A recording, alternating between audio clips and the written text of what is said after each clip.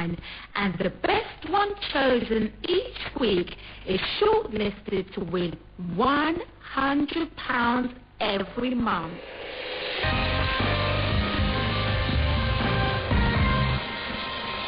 Motivating. Let's find one person our planet. Independent television.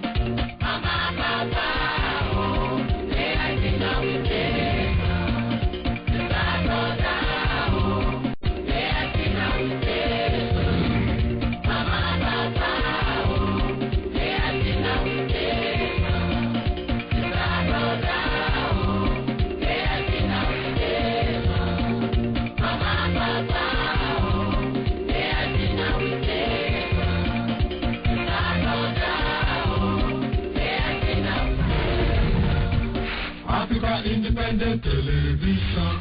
AIT, sharing the African experience.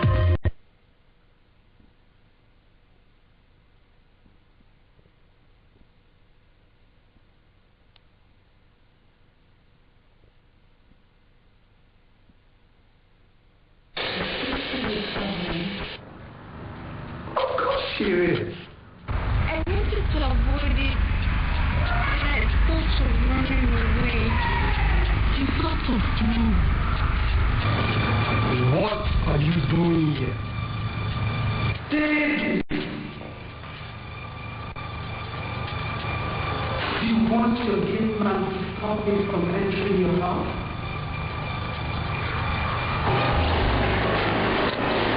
I want to let you know that I will win the competition.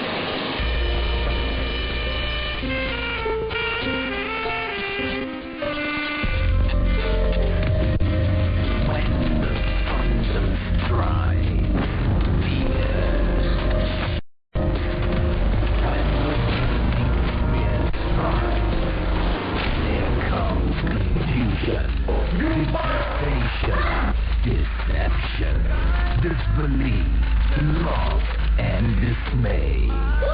Trust in man is deadly. Your close friend, your worst enemy. The burning spear. Burning spear, a story of multi-identity, suspense-filled, educative, and entertaining. The burning spear.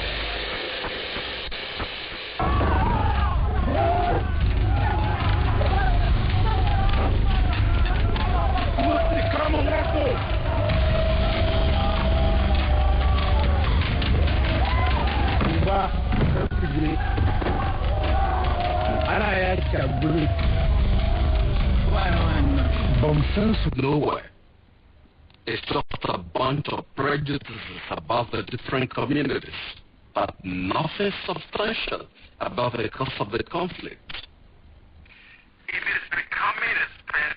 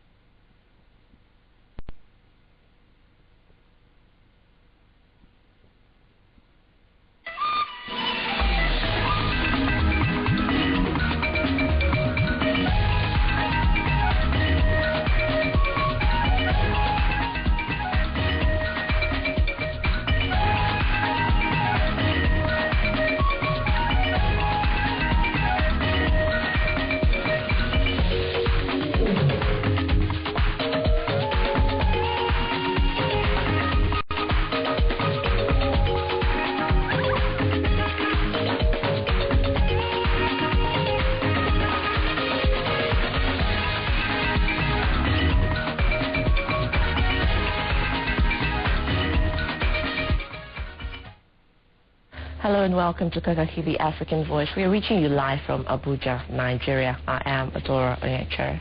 And I am Senomi Oshemosai. Hello again. Thanks for staying with us.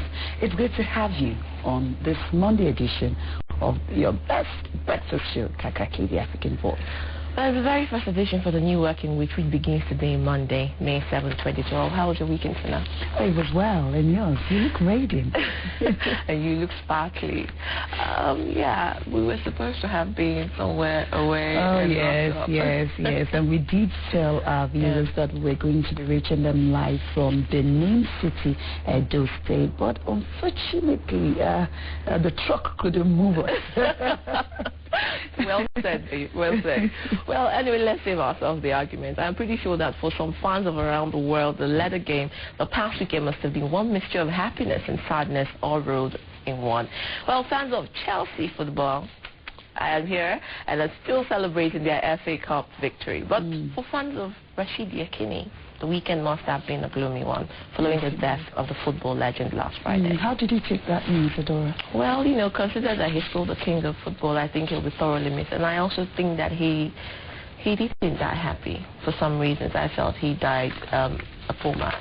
Yes. He's been since 2005. He's had some form of illness that had to do with his brain, and when he died, well, it was mixed feelings for me actually, because I was like, okay, is it better for him to die and rest, or be ill and not be happy, but I can't help remembering him, the fact that he, Rashidi Yekini, was the first Nigerian to score the first World Cup goal, 1999, for Nigeria, and he will be missed for a long time to come. Nigeria's footballing history will not be complete. And I also think that, it also brings to mind the treatment and the way that the NFA values its Nigerian players, because I also hope that they will treat the old players, the legends, better than they are right now, because a lot of the old players, when you go to the old stadiums like Benin Stadium and even the Abuja stadiums on weekends, you watch them play with such I call it tenacity and anger, and you hear them talk in muffled words how they are abandoned and uncared for. So and you won't blame them for talking like that. It's really painful to have served your nation at one point in time, and then at some point you're completely abandoned, like you do not even exist. Not everyone will take that well. In fact, no one will take that well. There has been an outpour of emotions and eulogy in honor of Yekini, and yet none of the people who are now openly praising the exploits of the late football talent lent a helping hand while he was alive and struggling with loneliness and ailment, which eventually led to his death. What hypocrisy. And yet those in authority confidently reel out his achievements and even have the guts to say that he won't be missed. How dare them, when really he was just another forgotten sports hero. It's so painful, Just like Nigeria is said not to have a good maintenance culture, we don't have a good, and when it comes to humans as well, we don't manage them or maintain them well either. I think they will learn from this. Well, how long will our leaders continue in this self-deceit? I mean, the insensitivity. It's just a total turn-off. And it is the same behavior they carry along into every aspect of national life. Now, take the current wave of insecurity in the country, for instance. We continue to hear the government say it is on top of the issue, and yet cases of bombings, kidnappings, and armed robbery continue to be unabated. I mean, where is the doing word? I mean, where is it? I mean, it's so much is said for talk is cheap. Where's the doing spirit? We should ask our government. The situation is bad, so much so that some members of the U.S. Congress have written President Goodluck Jonathan, urging him to take decisive action. Well said.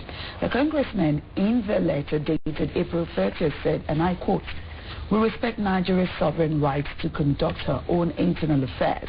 However, we see wisdom of supporting decisive action.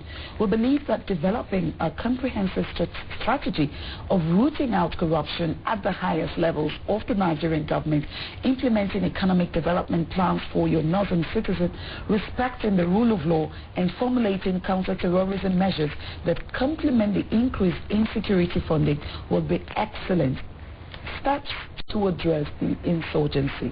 End of quote. So there you have it. Tips on governance from concerned U.S. congressmen. I'm wondering if the Nigerian government really already do not know this. Because, I mean, everyone on the street seems to know that these are the things that you have to do. Definitely. Very clearly, you know, but the difference is, I mean, why there seems not to be any changes because there has been no decisive action. Definitely. Nothing, no one is, no member of government is actually ready. And I think you wonder if it is a deliberate act, because they can see what has happened. Like we said one time on one of the shows early this morning, that it is because it has not affected the direct member of a family of the elite group or the politicians or people who are in power, and that is why they will take it for granted. But I just wish to implore Mr. President, it is not until the country has gone into total disharmony and disunity that is when things will be done. And maybe when you see people migrating to other parts of the country, maybe somebody calls you and asks you, what are you still doing in Nigeria? You're not afraid of Boko Haram. You know, when are you moving to Ghana or to the States or to the UK? And you begin to wonder the extent to which the people in diaspora are actually seeing the threat than people who live within. So I think it's really worrying. You know, Adora, I don't think that the task that president is faced with is a minor one. No, I know that it's a very difficult task. In fact, the whole country, every sector of the Nigerian economy, every facet of Nigerian lives right now is threatened by one thing or another. Definitely. And I know that the work of President Goodluck Jonathan right now, if I were in his shoes, actually, I don't envy him. But you know why we keep talking? Why we keep saying what we're saying is because we do not see any form of action at all. We do not see any decisive steps. Yes, we do not see anything that tells us, you know what, I'm doing this. This is going to work. It's just a matter of time. Give me some time and all that. That's why people are really worried. And I think that at the most, over the weekend, we did get that, of course, that the Boko Haram representative, one of them, called AIT and requested that the only way this could be resolved is to actually talk to Mr. President one-on-one, and of course try and thrash out the issues. And maybe that is the form of dialogue, you know, some sort of measure, and maybe they should consider it, maybe not. But however, I think that 78 hours ultimatum they have given Mr. President is enough to put any normal Nigerian into paranoia. So I'm asking Mr. President, and of course the people that advise him so be, to please think, have a roundtable and trash this out. Well, perhaps, yes, indeed. Well, perhaps the congressman should also send a recipe on how to tackle the rising youth and unemployment issue in the country. Last Wednesday night, the Nigerian Minister of Youth Development, Bolaji Abdullahi, raised an alarm. He said about 67 million young people in Nigeria are jobless, and of this figure, 80% do not possess a university degree. Interesting. Honestly, I don't know what to say. Like I said, every facet of our lives today in this country is bedeviled by one thing or another. Yes. Security, insurgency, security, you know, is... Everyone is scared, you know, just like you said, 78 hours ultimatum to the president to meet face-to-face with members of the Boko Haram. I am not a security expert. I don't know if that is possible. But whatever the situation is, I think, you know, like you also said, Adora, they should come, sit down, discuss this, and make a reasonable, and come to a reasonable conclusion, and make a very good decision about this and decide what's next. Yes. Well, and now we're talking unemployment. Goodness me. Anyway, that's hardly new, but what is of importance is how to tackle the issue. The minister disclosed that the sum of 1.2 billion naira has been captured in the 2012 budget, and this sum shall be used for training and grants for youth empowerment programs in agriculture, ICT, and the creative industry. Well, this is something that we will wait to see. Indeed. Well, today on Kaakaki, we shall beam the searchlight on the unemployment issue in Nigeria, its implications, and how to tackle the challenges it poses. We also have some of the other regular features, of course, on the program, but all of that should come to you after the news headlines. Please just stay with us.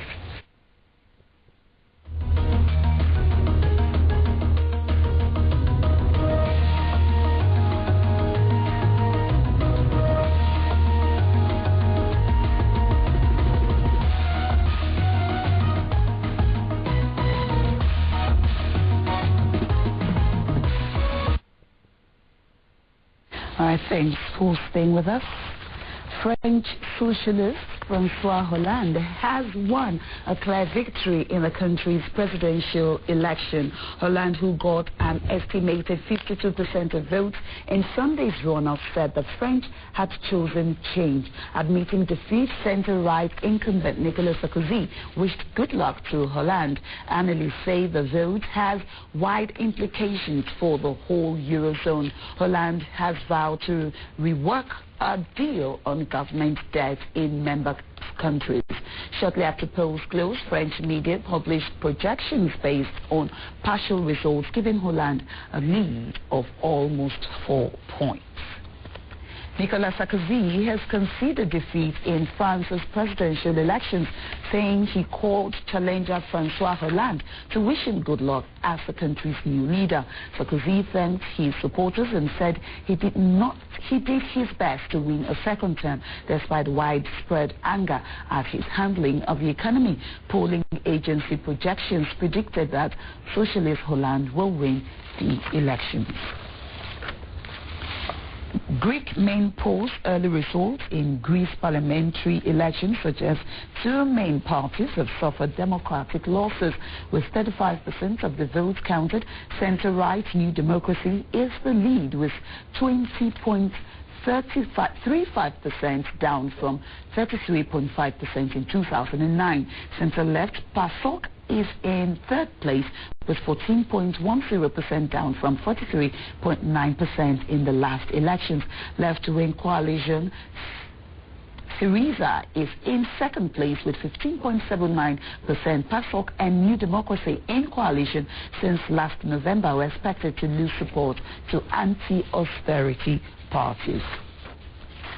Serbia's incumbent president Boris Tadic and nationalist opposition leader Tomislav Nikolic will contest the second round of presidential elections. Estimates showed Sunday preliminary estimates based on votes counted in over 1,000 of 8,000 polling stations showed Tadic and Nikolic leading with 26.8% and 25.6% respectively. Tadic's Democratic Party DS and Nikolic's Serbian Progressive Party SNS are also expected to be running close in parliamentary elections also held Sunday, with some estimates of the outcome still unavailable. Sunday's vote is seen as a turning point for Serbia because for the first time in almost 2 decades, they are focused on bread and butter issues like jobs and living standards rather than the wars that made the Balkan country an international pariah. Israeli Prime Minister Benjamin Netanyahu has called for an early general election in 4 months' time. The vote is expected to take place in September, a year before he is required by law to seek a new mandate. Netanyahu leads a center-right coalition which includes his own Likud and the Labour Party of Ehud Barak. Netanyahu has been prime minister since 2009. Opinion polls suggest that he is by some distance the most popular politician in Israel. Protesters against Russian President-elect Vladimir Putin have clashed with police in the capital Moscow ahead of Putin's inauguration on Monday for a third term. The protest was peaceful until a small group of demonstrators tried to break through the lines of riot police. Opposition activist Alexei Navalny, Sergei Odatsov and Boris Nemtsov have all been detained. A rival demonstration in support of Putin has also been taking place. Organizers said about 20,000 people took part in the opposition march to an island close to the Kremlin, although police put the figure at about 8,000. Alexei Navalny urged protesters not to disperse until those arrested had been released. Defense lawyers for 5 men accused of plotting the 11th September 2001 attack have challenged the fairness of the military tribunal at Guantanamo Bay.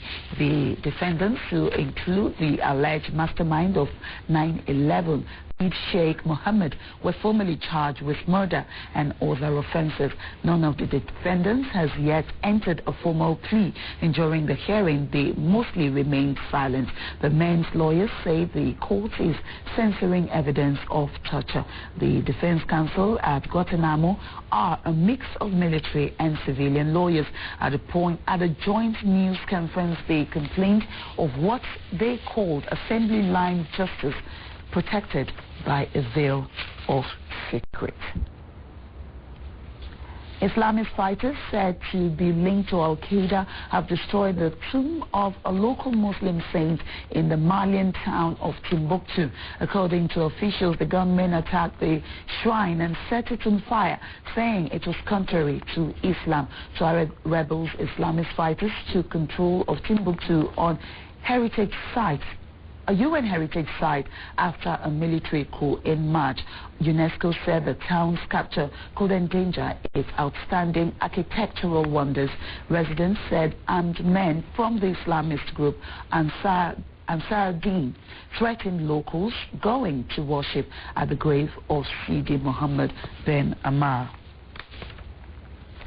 Nigeria's sports minister and chairman National Sports Commission Bolaji Abdullahi has described the death of Nigerian legendary player Rashidi Yekini as a great loss to the nation. In a release by the National Sports Commission, Abdullahi recalled Yekini's playing days, saying his goal-scoring prowess lifted the image of the nation to number 5 in world football. All right. Those were the news headlines. Kaakaki will continue in just a moment. That's after this break. Stay with us.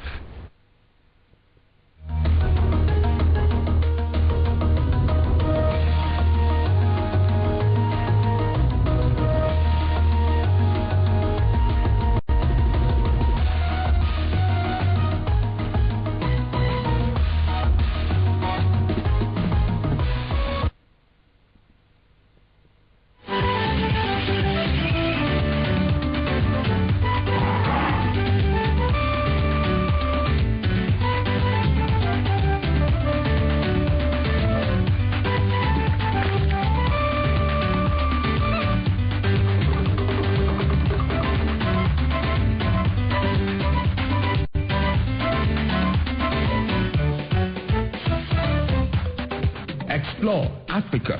Encounter Africa. Engage Africa. Enjoy Africa's compelling, exciting, and breathtaking experience with Kaakaki, the African voice.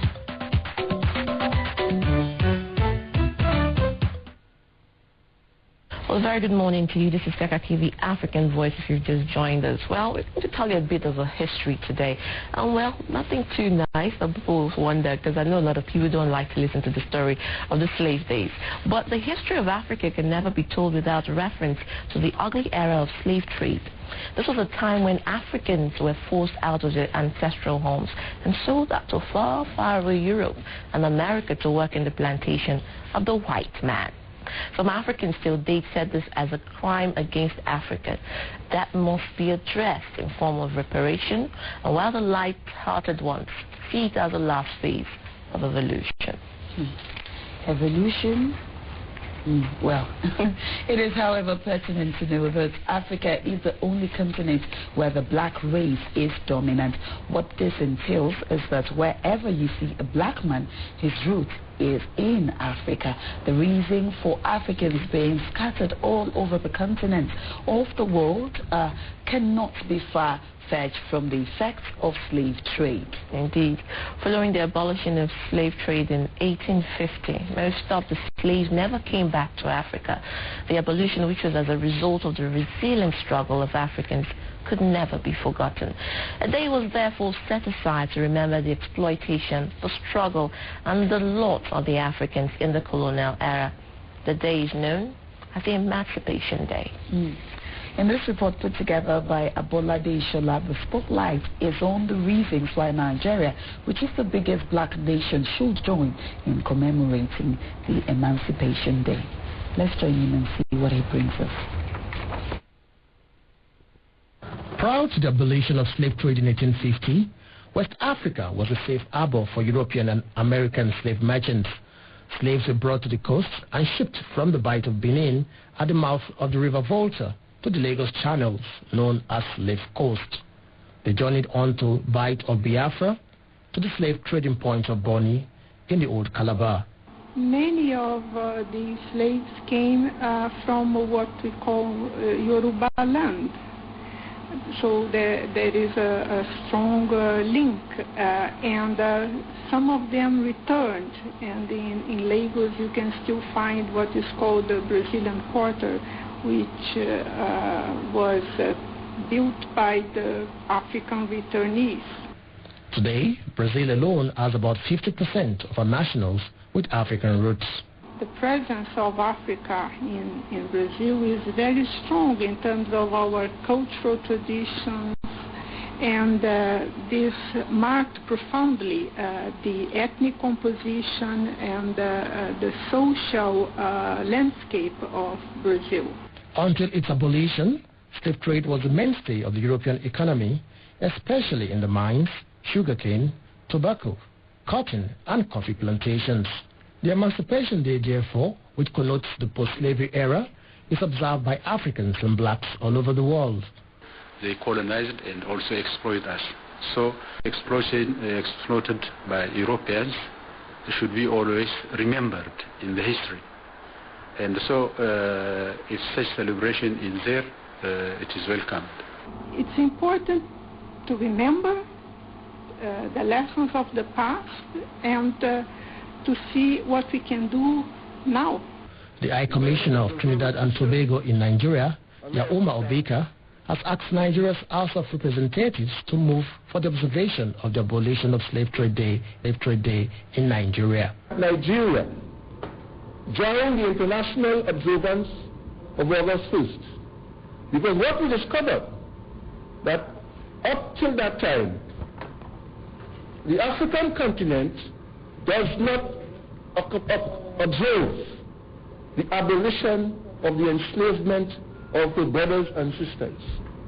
Ghana is presently the only African nation continent that annually observes August the 1st, the ending of chattel slavery of Africans, which began in 1998. Nigeria is in the best position to take the leadership on, to reach out to Africans in the diaspora, inclusive of Nigerians as well. The day affords blacks the opportunity to reappraise the journey from the slavery era to the post-slavery days and to draw from the lessons.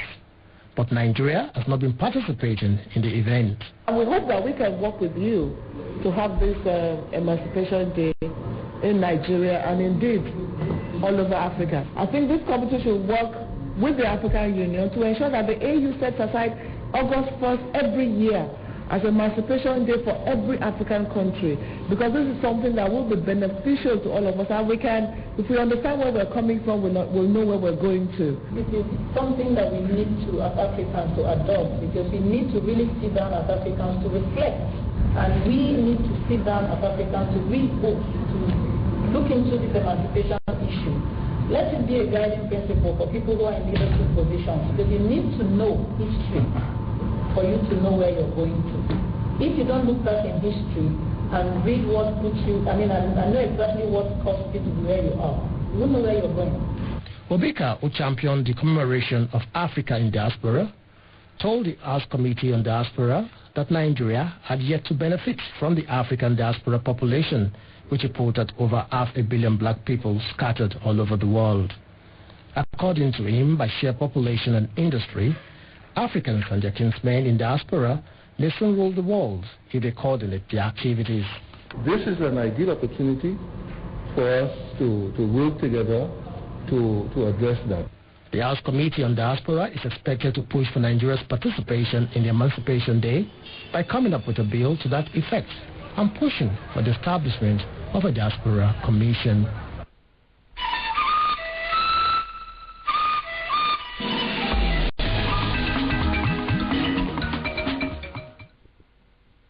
Interesting to see that special feature, and it's what's most interesting. It's the representative of Trinidad and Tobago, because I know Caribbeans are one people who are very proud and really do not like to associate themselves with the era of the slave trade, especially in Jamaica. You visit Jamaica and you're walking on the street and you say hello to somebody and say, hello, African, and to them that's who you are. For them, they're not African. Jamaican is what they're representative of. And you wonder because it's such a stigma for them. It's such a stigma, and it brings back really bad memories.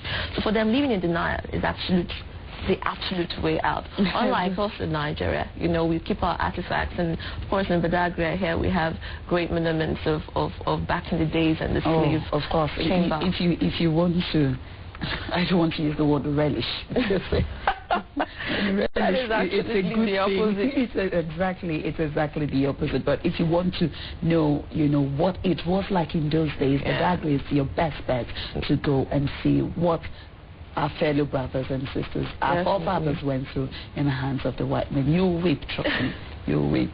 All right, at this point, it's time to bring you headline reminders. Stay with us.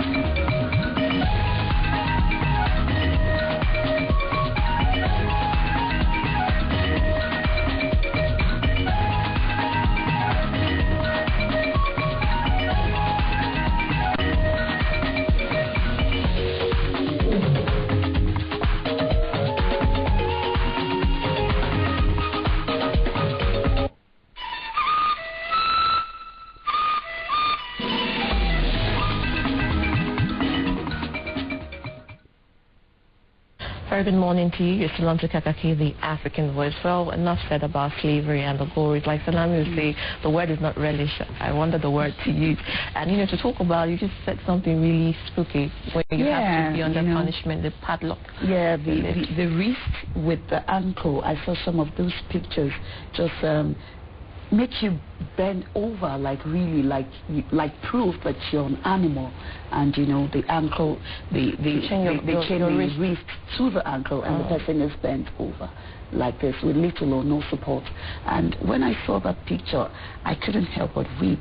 I couldn't believe that, you know, human beings could do this to another human being just because the color of his skin is black. And really, I do add my voice to the voice of those who said, you know, Europe, the Western world should pay back for what they did to Africa. Not only did they, you know, take them in as slaves, remember, they stole a lot of artifacts from Africa, a lot of historic African artifacts, artworks, and some of them still... Some I know in the London Museum that, you know, the Center for Black and African Art and Civilization, as we speak, is struggling. I mean, actually struggling to get back from the London Museum back into Nigeria. Their argument is that Nigeria does not have what it takes to keep it. How is that your business? You know, the funny thing, mine. I think that, you know, if you want to ask them to pay back, where do they start to pay back from? Because you have generations that have been lost, that are dead with the memories. And how, in fact, I think when we talk about a penalty for your sins, you know, it actually brings my mind to, actually they should pay a price. But the price has to be so great that honestly they'll understand the impact. And, you know, for some reason, still in some areas of the world, there is still a level of racism, especially towards the black race. And honestly, you know, it brings my mind to the Archbishop of Anglican Church, the coronation of, you know, of the black Archbishop against his white counterpart. He has been in the running of the Anglican Archbishop for a long time. And, you know, just because he's black, but the best man in the race, you know, it looks like he's going to cross over and pass to another white counterpart. And people are asking, when will all this stop? You see, there's even politics even in the house of God, where all are said to be equal, where all come with open hands and open minds and all of that. You know, I keep saying, actually, my mother-in-law keeps saying that God has a lot to judge. She's always saying that God has plenty to judge, and indeed he does. Anyway, what I'll just remember is that God cannot be mocked, regardless of however we try to play against and be smart. God cannot be mocked. He sees. But anyway, enough of that gospel interlude this morning. We talk and we'll go over to, of course, Europe and, of course, the American borders. With the fight against drug trafficking intensified in European and American borders, Africa has become the easiest route the drug traffickers now use for getting the drugs across to its destination. In this special feature, we shall be taking a look at the measures employed by the Mauritanian authorities in tackling drug trafficking at its borders.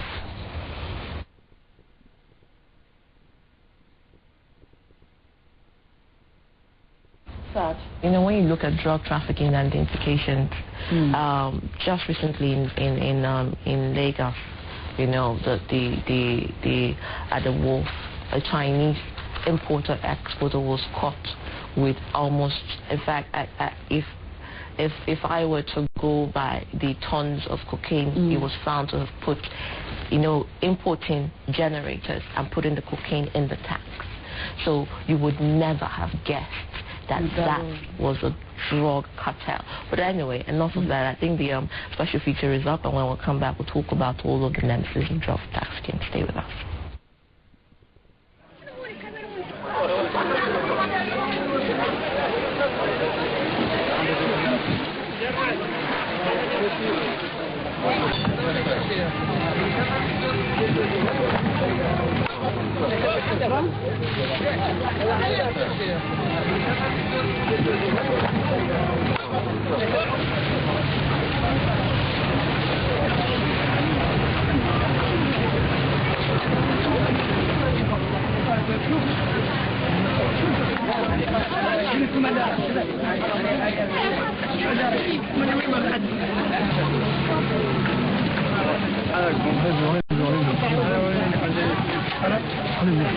Non.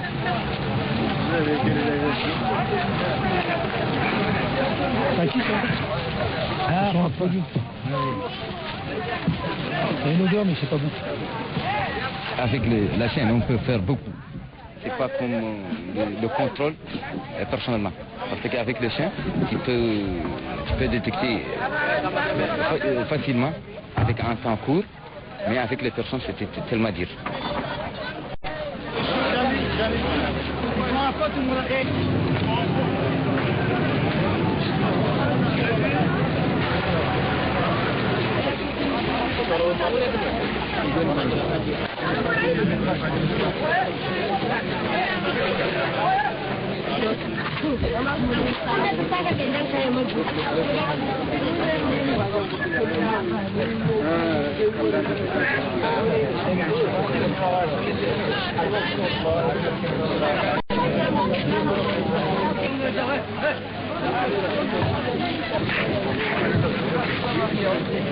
Et vu les menaces qui se profilent, menaces terroristes entre autres, et menaces engendrées par la montée en puissance, sans savoir que la gendarmerie nationale, depuis de certains temps,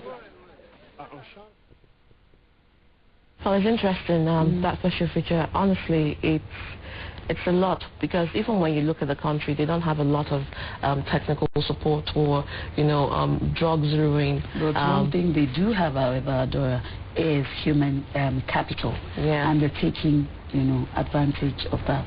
And I think, you know, what the colonel, or will I say drug agent, was saying there, translation from French, is that a lot of women are used in Mauritania to transport drugs, and so most of the time they are the ones that they focus on, and that's because of them they have to get the dogs, because a lot of them have claimed assault over time when the men search, so they resorted to drug sniffing dogs, and I think that's something the Nigerians should also, I think, get into place as well. You know, I'm inspired by that report, even though unfortunately we couldn't get the translated version of that report, but I'm sure you'll see it sometime soon. What inspired me is that there is a problem and the government is reason to tackle it. Definitely. Because that's what we kind of lack here, the spirit to do.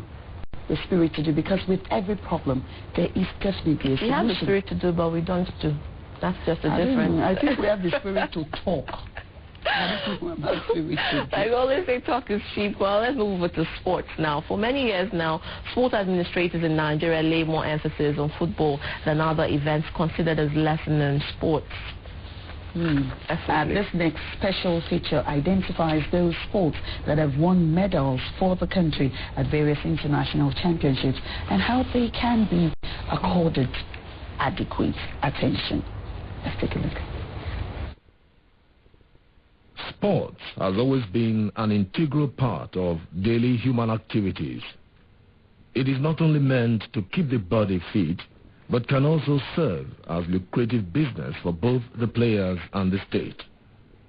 There are various sporting activities ranging from football to track and field events, boxing, swimming, wrestling, weightlifting, Scrabble, judo, taekwondo, karate, table tennis, gymnastics, and many more that are mostly prominent in winter games. Football is undoubtedly the most popular among them all. But in a country like China, sports like gymnastics, judo, taekwondo, and karate are as popular as football. But here in Nigeria, these sports and others like shooting, canoeing, cycling, badminton, squash racket, and hockey are either virtually ignored or less popular. What could be responsible for this?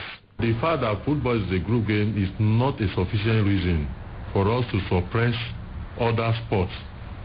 It is not enough reason for the authority to overfund the football sector to the detriment of other sports. In Nigeria, it has almost become like a mix of youth and football. That's what it actually is now, because the basketball, the handball, the judo, the gymnastics, the swimming, the Scrabble, indoor games, all, they are nowhere to be found. Why? Because no one gave attention to them. Analysts say government need to take a critical look at these lesser-known sports federations. Apart from football, a sport like taekwondo has fetched a bronze medal for Nigeria at the 2008 Beijing Olympic Games. Nigeria also won her first gold medal in the long jump at Atlanta 96 Olympics. Weightlifting is another sport where Nigeria is making waves. Despite all these, Nigerians still know little or nothing about some of these sports. What can be done to bring these sports into limelight and improve the lot of their stakeholders? The federal government, through the Ministry of Youth and Sports, should be able to harness or plan or bring out the blueprint on national competition that will involve each and every of these sports. There should be national competition for basketball, national competition for handball, national competition for judo, then the indoor games such as Scrabble, chess, and the like. The National Sports Commission will ensure that all sports are adequately funded. It is the attraction that is accorded to football, that is where every attention is going to football. If other sports are well funded, definitely a lot of people will be attracted to that, and the sports are also in better position to bring honor and recognition to this country. At the All-Africa Games 2011 in Maputo, Mozambique, Nigeria finished third. Some of the medals won were from these not too popular sports. There are people agitating for the scrapping of some of these sports federations while others have contrary opinion. Let them make the other sports popular. So open up the games for them. Open it up. Involve corporate bodies for sponsorship and promotional basis. They will do it. That should be form part of social responsibility. We don't have social responsibility on our corporate bodies in Nigeria. Let's entrench them. Government should entrench them and make the corporate people who are making money from us and bring some little out of it and promote certain things that will make the society also good, both for us and for them too, and for the government. Everybody has their own interest, and there's no country in the world that concentrate only on sport, that scrap all these federations, leaving only football alone. It's not done. The monopoly of football in that regard now make it to become too boring. Let's say that we have not won the World Scrabble Championship, which I think we can only do if we are fully prepared. And in the past, there had always been problems militating against Nigeria taking the best team to this World Championship. Or we get the visa and we don't get the funding. And at the end of the day, those who go for the World Championship are usually not Nigeria's best. They are more or less those who can afford to go. Nigeria's performance in the widely acclaimed most popular sport, football, has nosedived. Once rated 5th best footballing nation in the world and best in Africa, Nigeria is currently 60th in the world. Concerned Nigerians are of the opinion that government should give the same attention on football to other sports, especially those that have the potential of winning laurels for the country at major international competitions like the All-Africa Games, the Olympics, and the World Athletics Championships, among others. As Stitch in time, they say, says 9.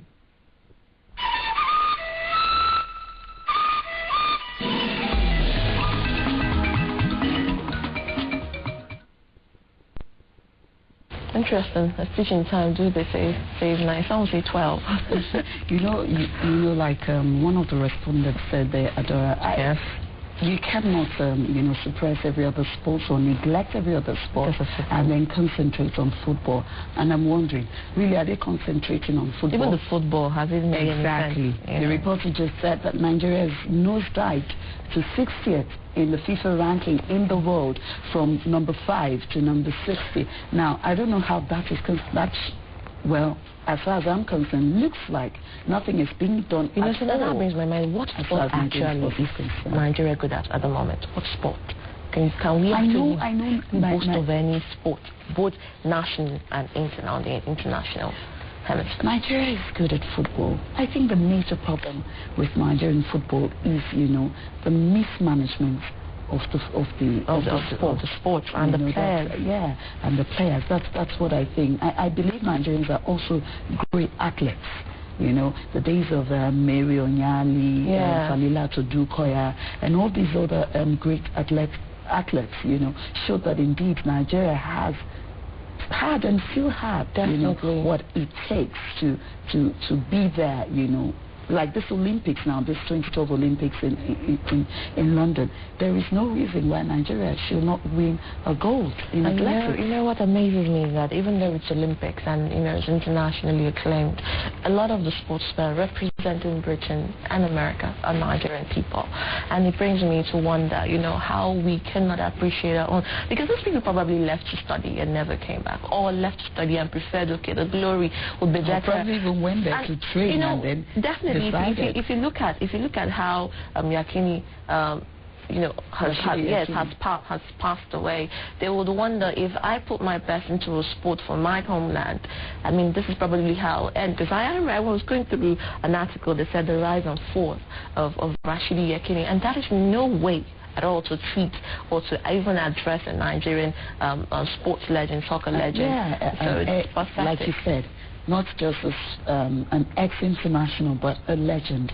I also said that I believe very strongly that there is no way you can talk about the history of this country when you're talking about football. Definitely, you will not mention him. Rashidi Yakini, and look at the way he died. Well, I don't know how guilty we are, but I think it's all of us. Look at Rashidi Yekini, the way he died, and now everyone is talking about him. Suddenly everyone remembers. You know what? One sport, like you say, is not a sport. Is leisure, is swimming. But I think it's sport because we have a lot of rivers and seas and confluences. So I think it's sport. I think we should invest in sports. Yeah, about swimmers. We should go to the south. All the job people. In fact, get them to the international thing and let them live their life out. All right, we'll come to the top of the hour. We'll take a break and we will be right back. Stay with us.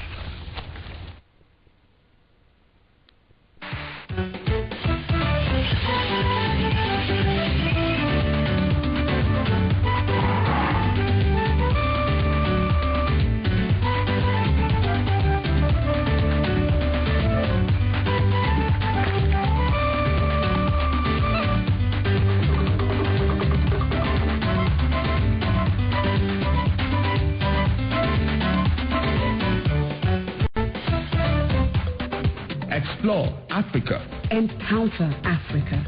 Engage Africa. Enjoy Africa's compelling, exciting, and breathtaking experience with Kaakaki, the African voice.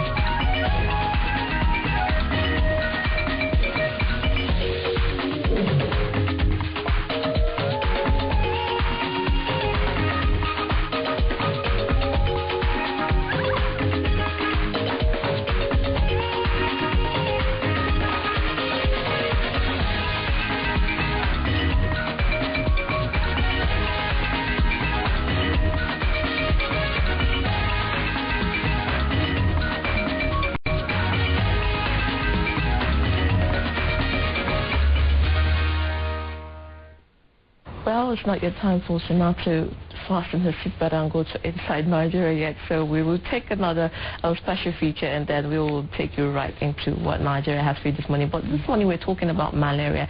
Malaria has over the years been the cause of death in the world over. It is, however, more prevalent in Africa and most developing countries, and this is largely due to poor sanitation, ranging from stagnant water, indiscriminate dumping of refuse and other human activities, which encourages the breeding of mosquitoes.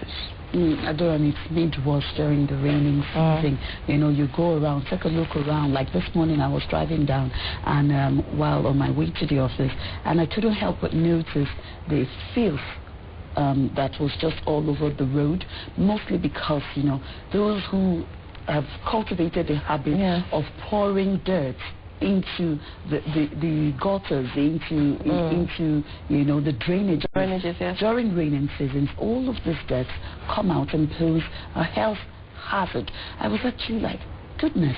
And then everyone sits at home and complains, oh, the drainages are not working, this is not doing, that is not. How would the drainage, how would water pass through during the raining season when it's dry season, you fill the place up, it's clogged with, you know, dirt, and I'm wondering, we all have to be ready to fight malaria seriously. Definitely. Several measures have been put in place by various governments where the disease is prevalent to combat the menace.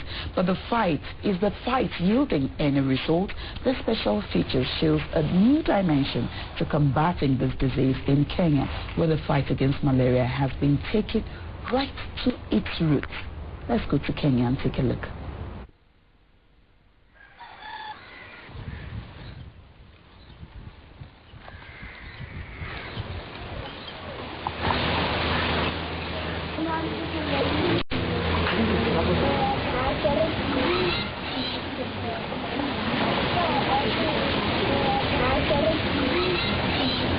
Tunaona kuwa kuna mbu wengi wanazalia hapa, na kile kinatakana kwa sababu ni kitu ambacho hakiko permanent, unaweza mwaga maji baada ya muda. Baada ya matumizi yale maji yanamwagwa na hizi vitu zinapenduliwa. Lakini kwa sababu mzee ameniambia, sasa nilikuwa na shida ya maji, nikafukua kisima pale, nikatoboa maji kusaidia hawa wanyama. Na ilikuwa sijui kuwa hawa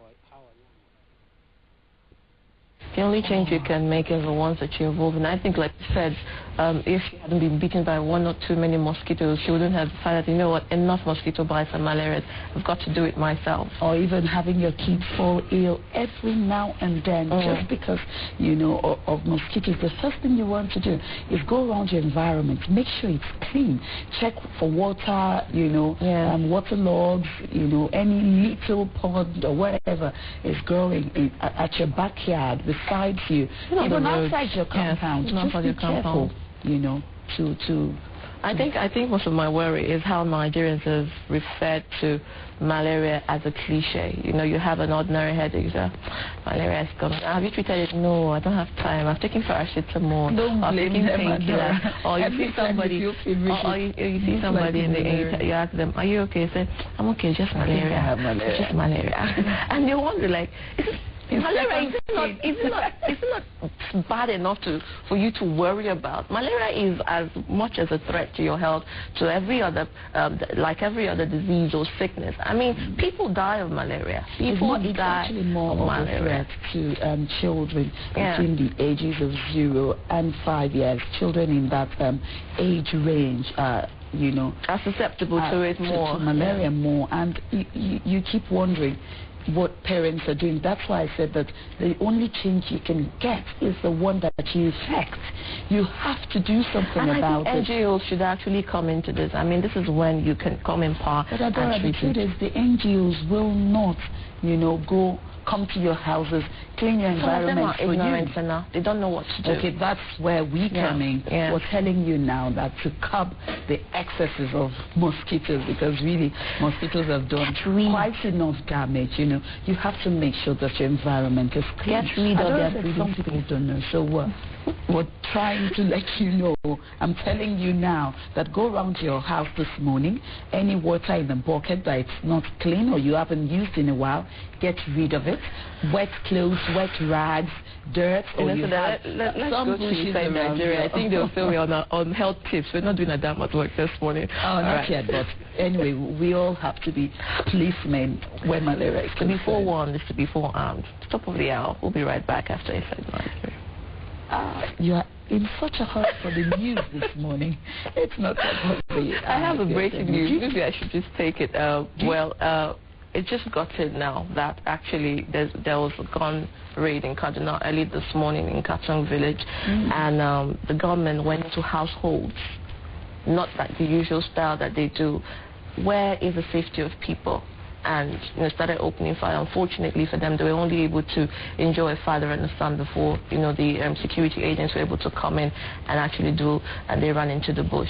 And it's becoming almost like if somebody was asking the other day, like, where do we go that is safe?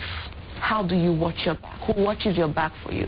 How can you take your child to school and assume that your child is safe? And what if something happens? How do you get to your destination? Family members are worried. They call there. What are you doing in the north? What are you doing in Abuja? What are you doing in Kaduna? Please come to Lagos. Come to Lagos. Those who used to live in Lagos or who have family members in Lagos. Yes. And now I'm beginning to wonder, what about now that Boko Haram said they're going to attack Lagos? Where is the safety? Where is the peace of mind? Where do people go to? But I want to believe that, attacking Lagos is not going to be easy. Because I want to believe that, in some parts of the country, some people are actually better enlightened and better aware. And it will be difficult for members of the sect to find hiding places and those who kind of sympathize with them and support their cause. No, but my point of view exactly is never say never, because one thing is that when people have a tenacity and an ambition to affect or to destroy other people's lives, they find every loophole that they can favor with. So my outcry to the Lagos government and to any government is not about how difficult it is to perpetrate a polity or community or a state. It's to be I keep saying to be forewarned is to be forearmed. Do everything you need to do to secure your area.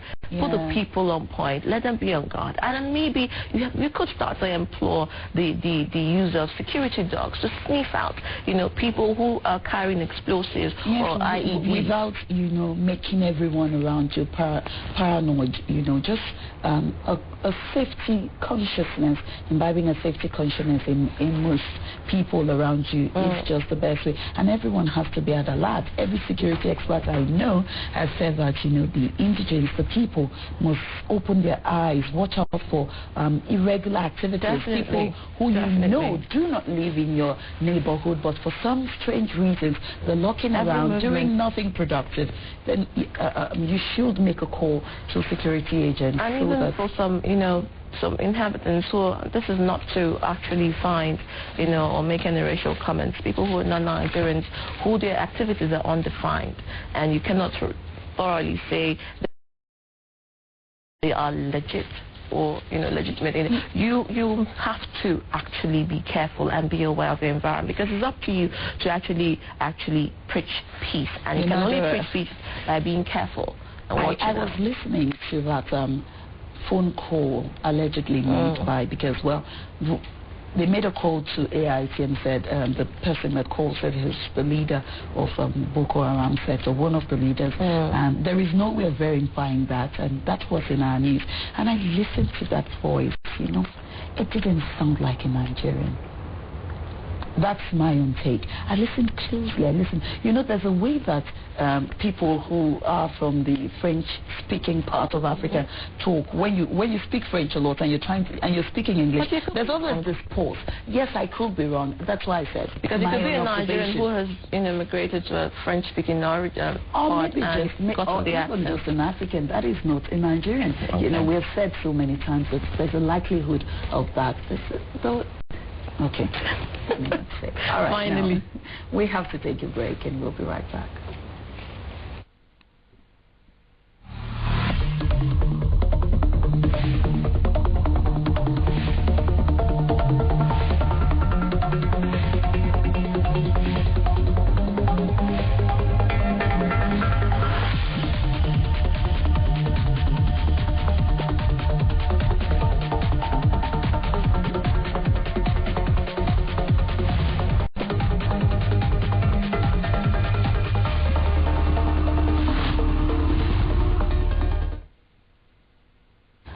It's finally top of the hour and time now for Inside Nigeria. The Bayelsa State Governor is reorganizing its traditional institutions and chieftaincy stools for more effective grassroots mobilization of the people towards its restoration program. Inaugurating a committee for this purpose, Deputy Governor Borio Gapna charged the 8-member committee to review recommendations for upgrading and gazetting of traditional stools constituted by the state government to be fair in the categorization exercise. Systems too. You can't just go and classify one local government all through and then all that trouble starts again. All those are things I know you're already aware of that, but I think that balance must also so it's not deviate too much from what has been existing to see that we are laying emphasis on some areas and then denying others. You are free to consult our boss as far as traditional establishment is concerned here, and all the members of the traditional institution, the council that have been established and recognized. AIT's Vietemi George reports that the Bayelsa Deputy Governor charged the committee members to look into all the issues raised to make their own amendments, recommendations, and advise the government on stools to be reorganized. Nigerians have been advised to seek the intervention of God as the nation battles security challenges. Pastor Temple Obi of the Supernatural Temple Gariki, Abuja, gave the advice during an interactive session with AIT.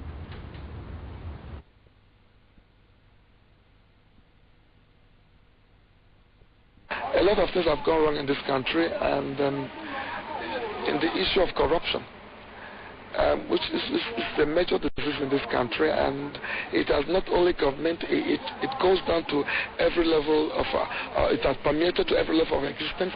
Even the common man out there in the street is corrupt. And the way we've been going, if God does not checkmate us, things will get bad. We don't want to take things for granted, because if God is doing his own, human being need to do his own too. As a church, we believe that God is the one in control, but then God has given us wisdom, God has given us men and women of intelligence. The Director General of the National Orientation Agency, NOA, Mike Omeri, has congratulated the Chairman of Dark Communications PLC, Raymond Alehudukbesi, on the launch of Raypower FM and Africa Independent Television in Benin, the Edo State capital. In a congratulatory message, the High Chief Raymond Dukbesi, Omeri described the expansion of Dark Communications Network as a further manifestation of the hard work of the founder, management and staff of the organization. The NOA Director General expressed joy that the Dar family has continued to represent the best values of the Nigerian society.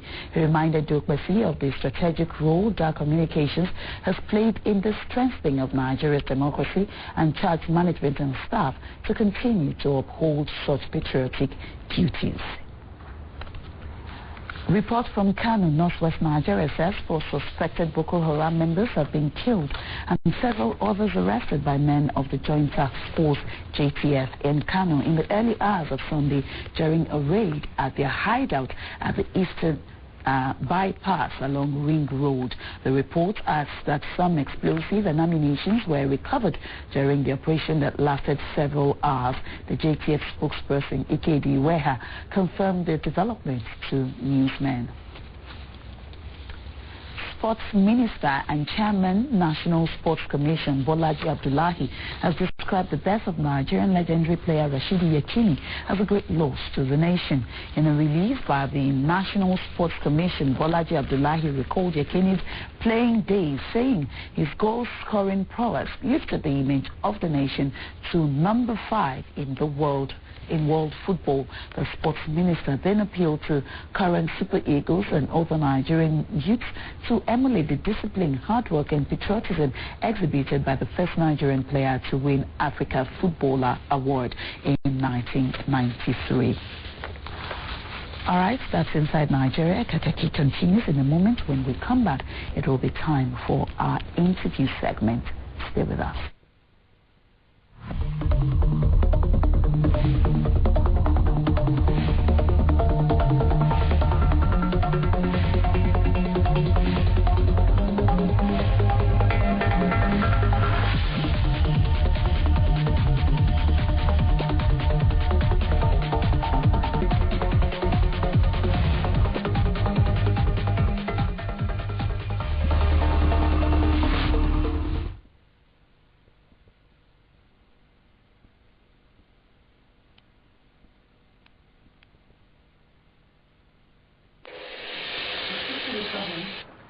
Of course she is.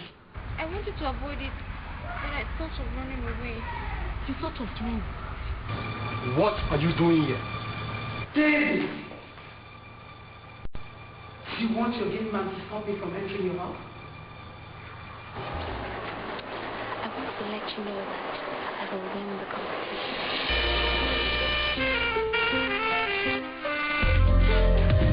When the thunder strikes, the earth shakes. When the lightning spears fire, there comes confusion, devastation, deception, disbelief, love, and dismay. Trust in man is deadly. Your close friend, your worst enemy. The Burning Spear. Burning Spear, a story of multi-identity, suspense-filled, educative, and entertaining. The Burning Spear.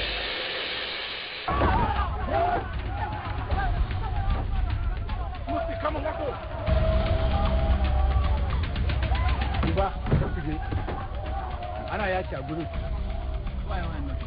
Nowhere. It's just a bunch of prejudices about the different communities, but nothing substantial about the cause of the conflict. It is becoming expensive to have you there.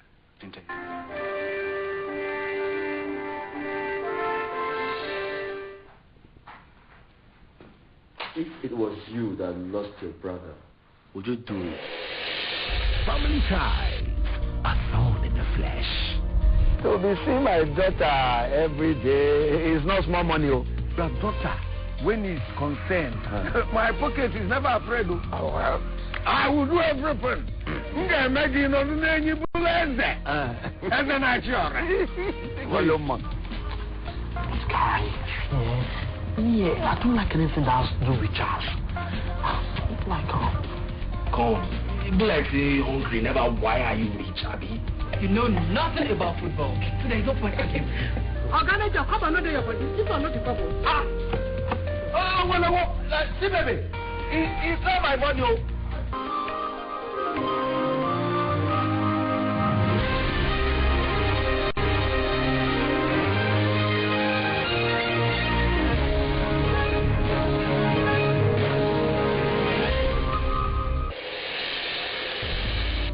Between 3 nurses and a doctor, find out what matters in Clinic Matters. And I wonder what someone like you is doing with such a noble profession where so much coffee is required. Can you attend to this woman? Because the nurse who has the pilot just gone into prepare to test her temperature. He's not planning to tell his wife until the other lady delivers. It's not heartless. Is this our business if your husband impregnates another woman? The only problem I have is with people making silly and grave mistakes, especially in marriage. You are a nurse and not a marriage counselor. A jealous man that doesn't like sharing some of my personal effects with anybody. Women are not regarded as personal effects. Plenty time is over. Then name your problem. If my husband comes and says, make her no work.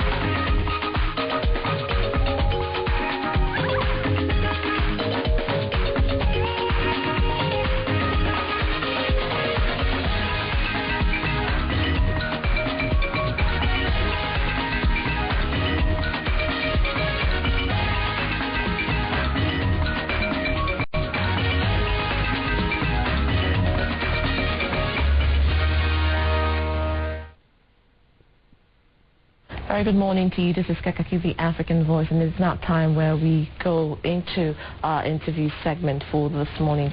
Like we earlier said in our introduction and our prologue, that we are looking and placing a focus on the unemployment rate and, well, within the Nigerian youth sector. Now, of course, this morning we know that when we talk about unemployment, it means all facets of life in the Nigerian polity. So we've called the youth unemployment in Nigeria a time bomb waiting to explode. Now, last Wednesday, Nigeria's Minister of Youth Development, Bolaji Abdullahi, raised an alarm over youth unemployment in Nigeria. According to the minister, over 67 million Nigerian youth are unemployed, and the figure is rising. Well, I can say that again, Tsunami. The minister says of the 67 million unemployed youth, 80% do not possess a university education, and you know what that means. You bet. That is to say that either lack of access to education or refusal to be educated, contribute to the unemployment situation in Nigeria.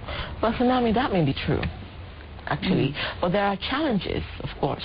Like what challenges are you talking about? Well, look, Tsunami, the level of poverty in Nigeria is dehumanizing. We know that for sure. You do not expect a family that is not sure of the next meal to begin to invest in the luxury of education. Well, you may be correct, but there are jobs that can do without possessing a university education. Lots of jobs. Yeah, you're very right, Tsunami, like agriculture, in the agricultural sector. Yeah. But state governments are not making agriculture attractive for the youth. Of course, if you want to go into agriculture, you're referred to as a farmer. And I really still am yet to see what is wrong with that. Anyway, Nigeria still spends over the 10 billion naira importing agriculture products every year, ranging from wheat to dairy products. The Tsunami, the minister's alarm worries me because of the consequences of the situation. They say an idle mind, let me add, idle hand is a devil's workshop. An idle leg too is no food on the table because nobody's planted the crops. But you can say that again. Look, these young people become available for all manner of mischief and crime, regardless. Well, Adora, do you still need somebody to tell you that, in a matter of time, this same youth, the same people will be those that are available for those who are looking for a way of causing disharmony and causing mayhem in the country to be used? Honestly, you talk about robbery and cultism and even Boko Haram bombing are on the rise. Well, exactly, that's the challenge. What are the implications of the higher rate of youth unemployment in Nigeria? What has Nigerian government done wrong to create this situation, and what can be done to correct the situation? These are the issues that will occupy our attention on Kaakaki today. And of course, joining us in the studio, we have Nakama Kerry, Principal Partner, Salem Consult, and of course we were supposed to have Ezekiel Obianko, National Secretary Council for Unemployed Nigerians, who unfortunately will not be able to join us this morning. But we have the pleasure of having Mr. Kerry in the studio. Good morning, sir. Good morning. Welcome. Okay. So let's talk about unemployment in Nigeria. The categories or the classes are endless. Talk about these guys, unemployment, sectional, structural. But let's begin with, what can any developing country actually do without unemployment? Well, I think that's a given. It's an important indices in any country's economic development that unemployment has to be low. Okay. When you're unemployed, what it means is that your economic activities are high. What it means is that you are making judicious use of the manpower available to you to create wealth for the general society. And if you have a high unemployment rate, chances are crime will be high. Chances are, like you rightly said, you're going to have a lot of youths who are jobless, who are now will look for any kind of cause to latch onto. A young person is somebody who is energetic, somebody who has dreams, who has ambition, who wants to get out on the street and do something. And if there isn't anything to do, whatever idealistic concept he finds to hold on to and believe in and do, that's what they are going to do, whatever it is. Whoever will offer them some sort of leadership for whatever cause, they will latch onto that. And inevitably, not just in Nigeria, anywhere in the world, that leads to crime, that leads to the kind of chaos that we're seeing and the kind of instability that people are trying to deal with. All right. You know the saying that if you don't stand for something, you will fall for anything. Now let's look at what education has got to do with unemployment. The minister did say that 80% of the 67 million youth we have in Nigeria who are unemployed do not possess any form of formal education. What has that got to do with unemployment? Well, I think education is critical for employment. In the first instance, in the private sector, all right, you need skilled labor. Anybody that is running any kind of business needs people with skill, and employers today are faced with a conundrum where they need people, okay, but they are unable to get the properly or the rightly qualified individuals to handle the positions that they have in their organizations. A lot of organizations today have a huge budget for retraining. That is, even for those who have come out with, like you said, university degrees or bachelor's degrees or whatever. Within the Nigerian system, even that does not qualify as a proper education. So you have even those who have those certificates that have not been properly educated, then you have those who don't have that at all. But if we're going to look at education, in my view, the entire population does not have to go through the university system. Okay, that's not required. In fact, it's not required anywhere in the world. There are different strata in the society. There are different people. We need people who will do all kinds of jobs, okay? Agricultural jobs, we need people that will do services, we need artisans, okay? We need people that will do the fine finishing in our houses, all right? And what is required is a proper education of those particular kind of skills.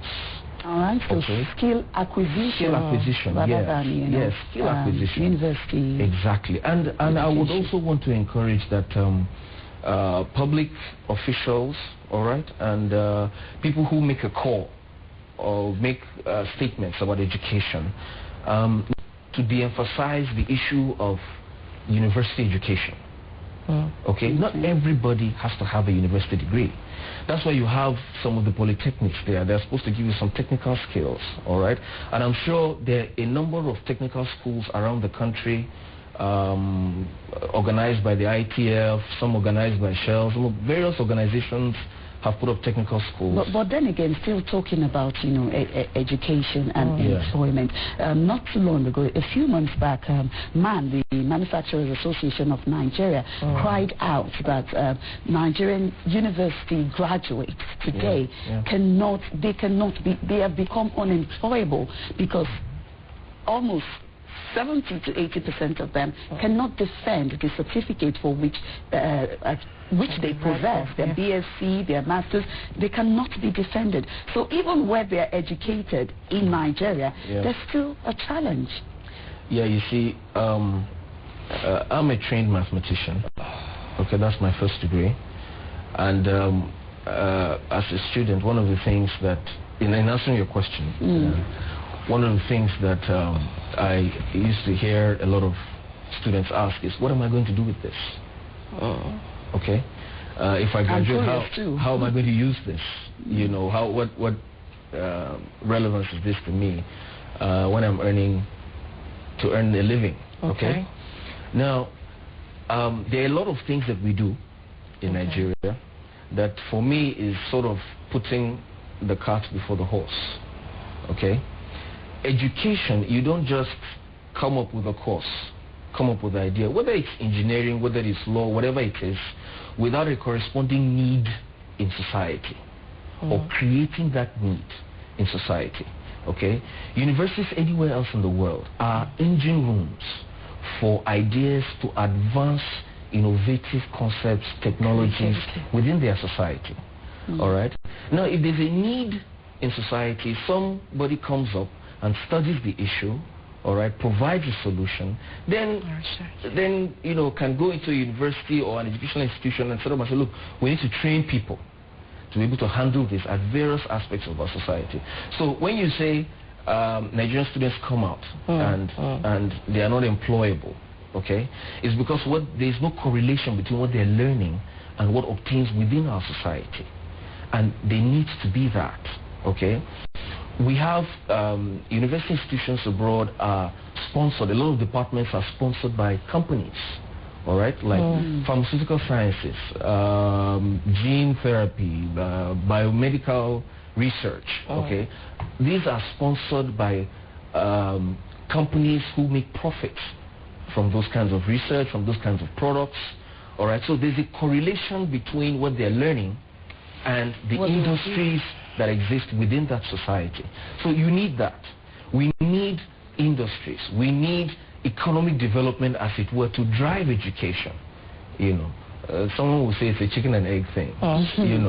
But I mean that's how it develops. That's how it grows. You don't do an education for education's sake.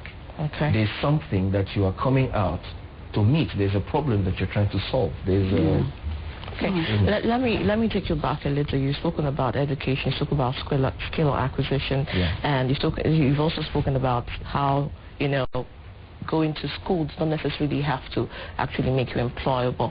Now, let me take you back to skill acquisition.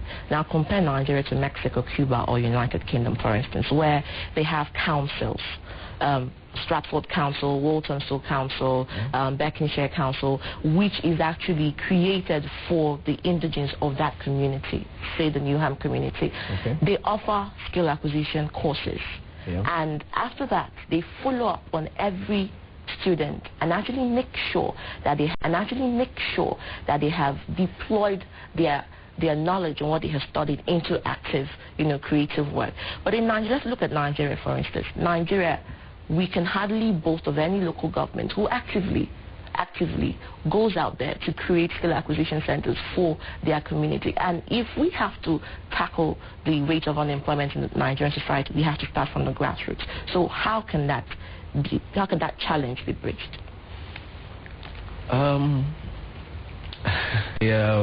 In answering your question, I'm going to have to touch on a lot of issues that may not border on, education per se, but you see, one of the key issues is what's the capacity of the local governments?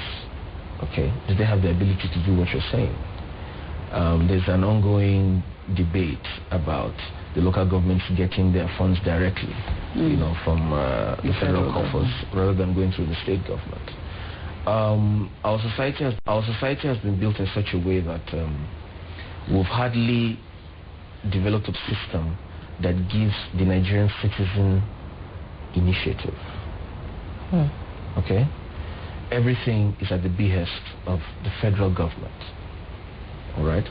And for me, employment creation is one of the primary responsibilities of state and local government, not federal government.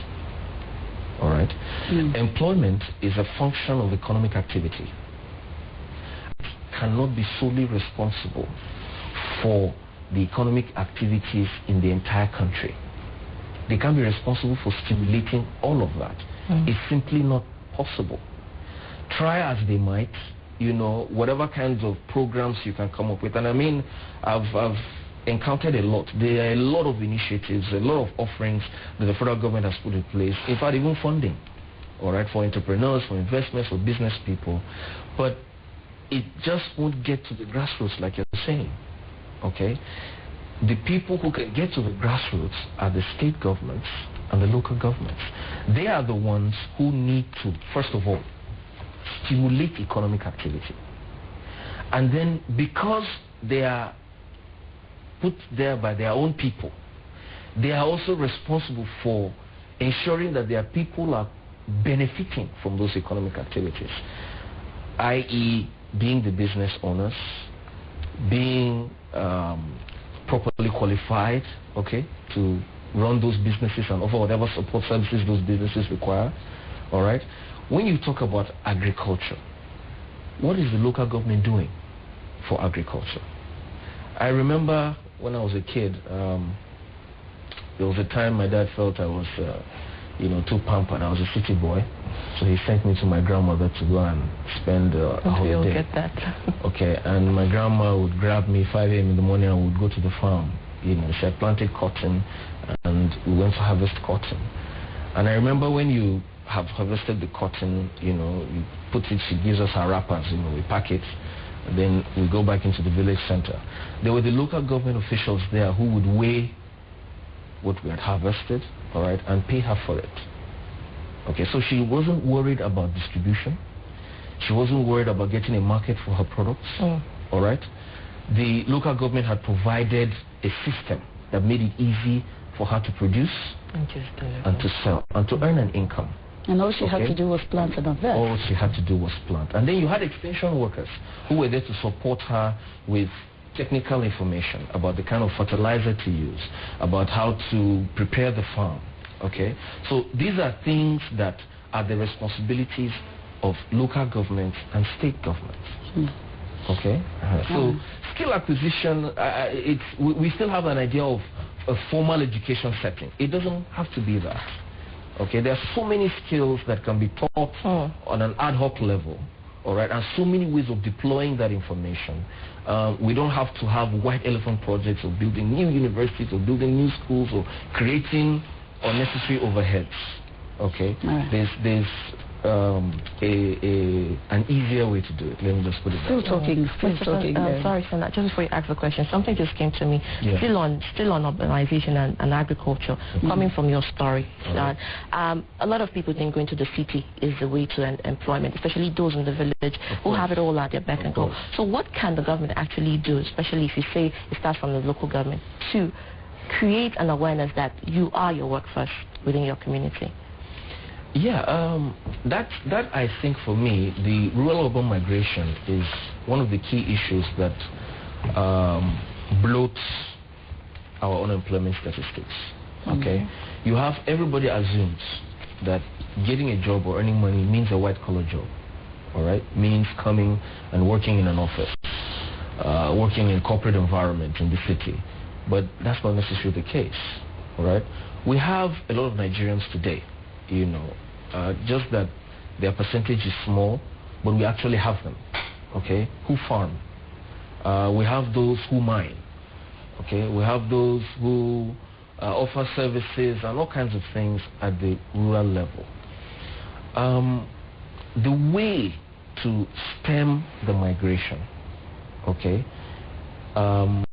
is to educate the citizenry. That's the only way I can see that happening. And when I say educate the citizenry, I mean the citizens need to make those demands of their elected officials. Okay?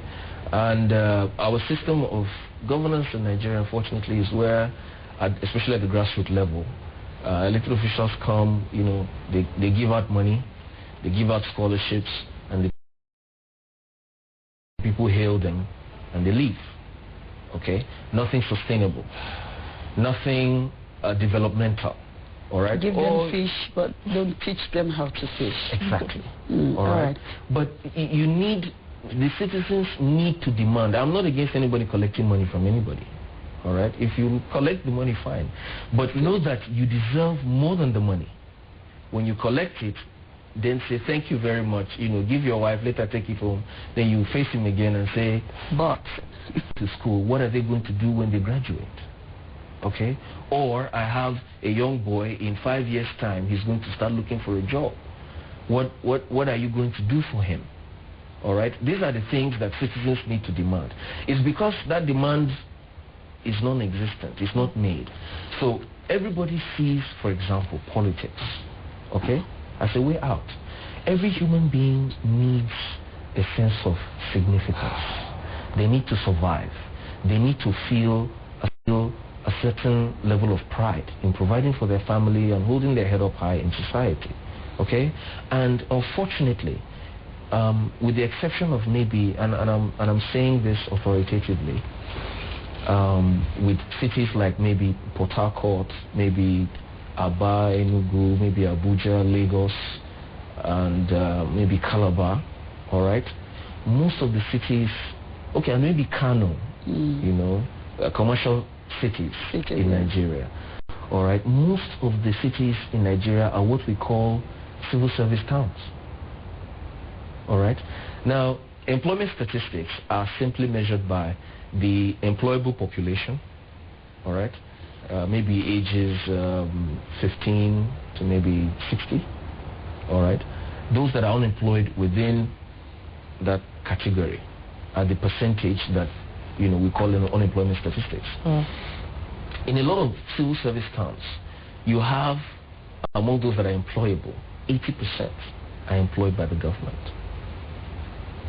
You know, and what are they doing? Nothing.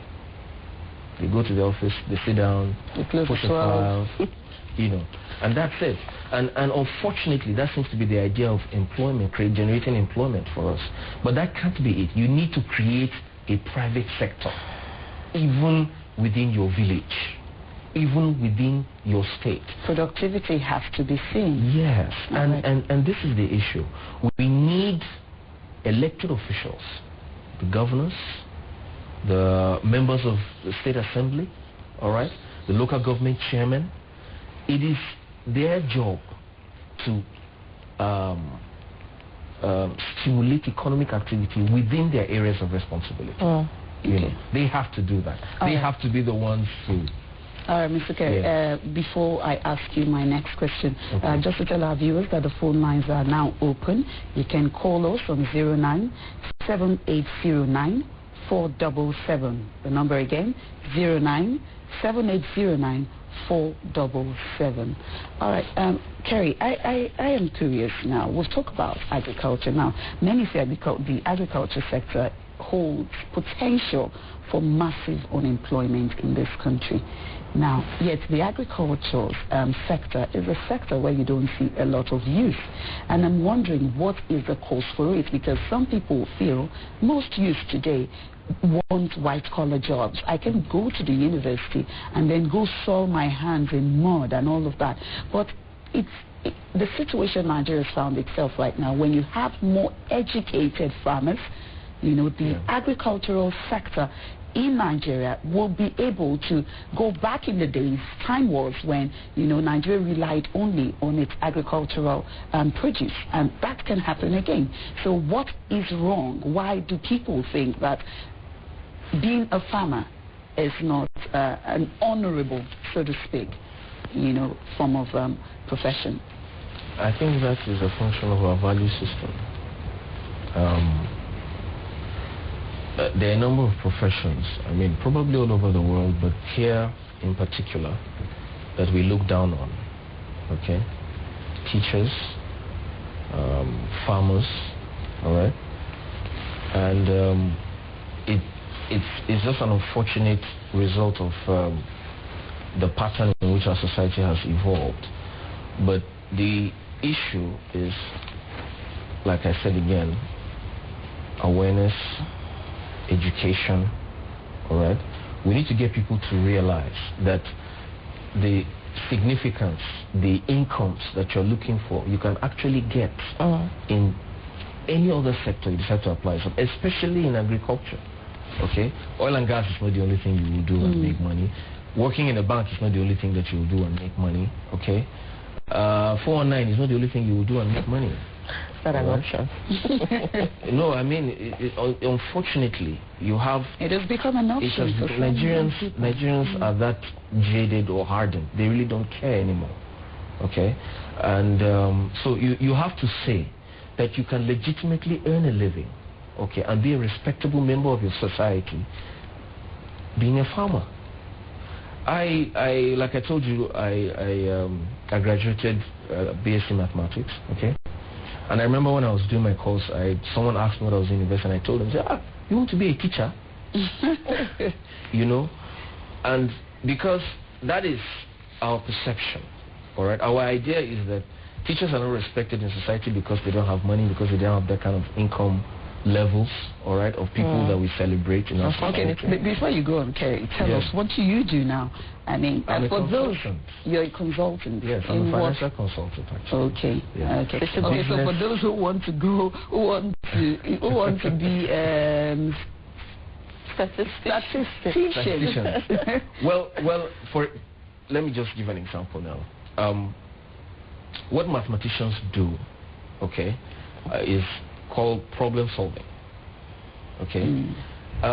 Statisticians, provide data and analysis, okay, to support decision makers. In fact, in consulting, we call it evidence-based policy making. They provide evidence for those who make policy. That's the work of statisticians. Okay. But the mathematician works anywhere, okay? I remember a project one of my colleagues did that got us laughing in school was it was a lady. She was the only lady in my class. She did her project on gonorrhea. Okay. All right, and she developed a formula for the multiplication of that bacteria. Okay. So so mathematics is applied everywhere. You use it for everything that you do. I think we have a phone call. We don't want to lose them.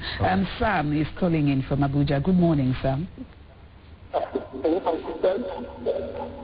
morning. I think the problem with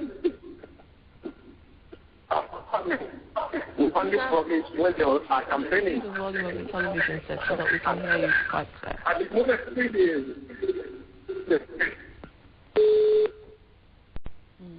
We lost some. We lost some. All right. I think I was trying to talk about local governments, but go ahead. So, like I was saying, the what you do, what you study in university, has to have a correlation with societal need. Okay, and for a lot of us, education needs to be redefined. Okay, there's what your professor tells you. There's information they pass across to you. All right, education is what you decide to do with it. Okay, having the awareness to make use of what you have learned. That is true education.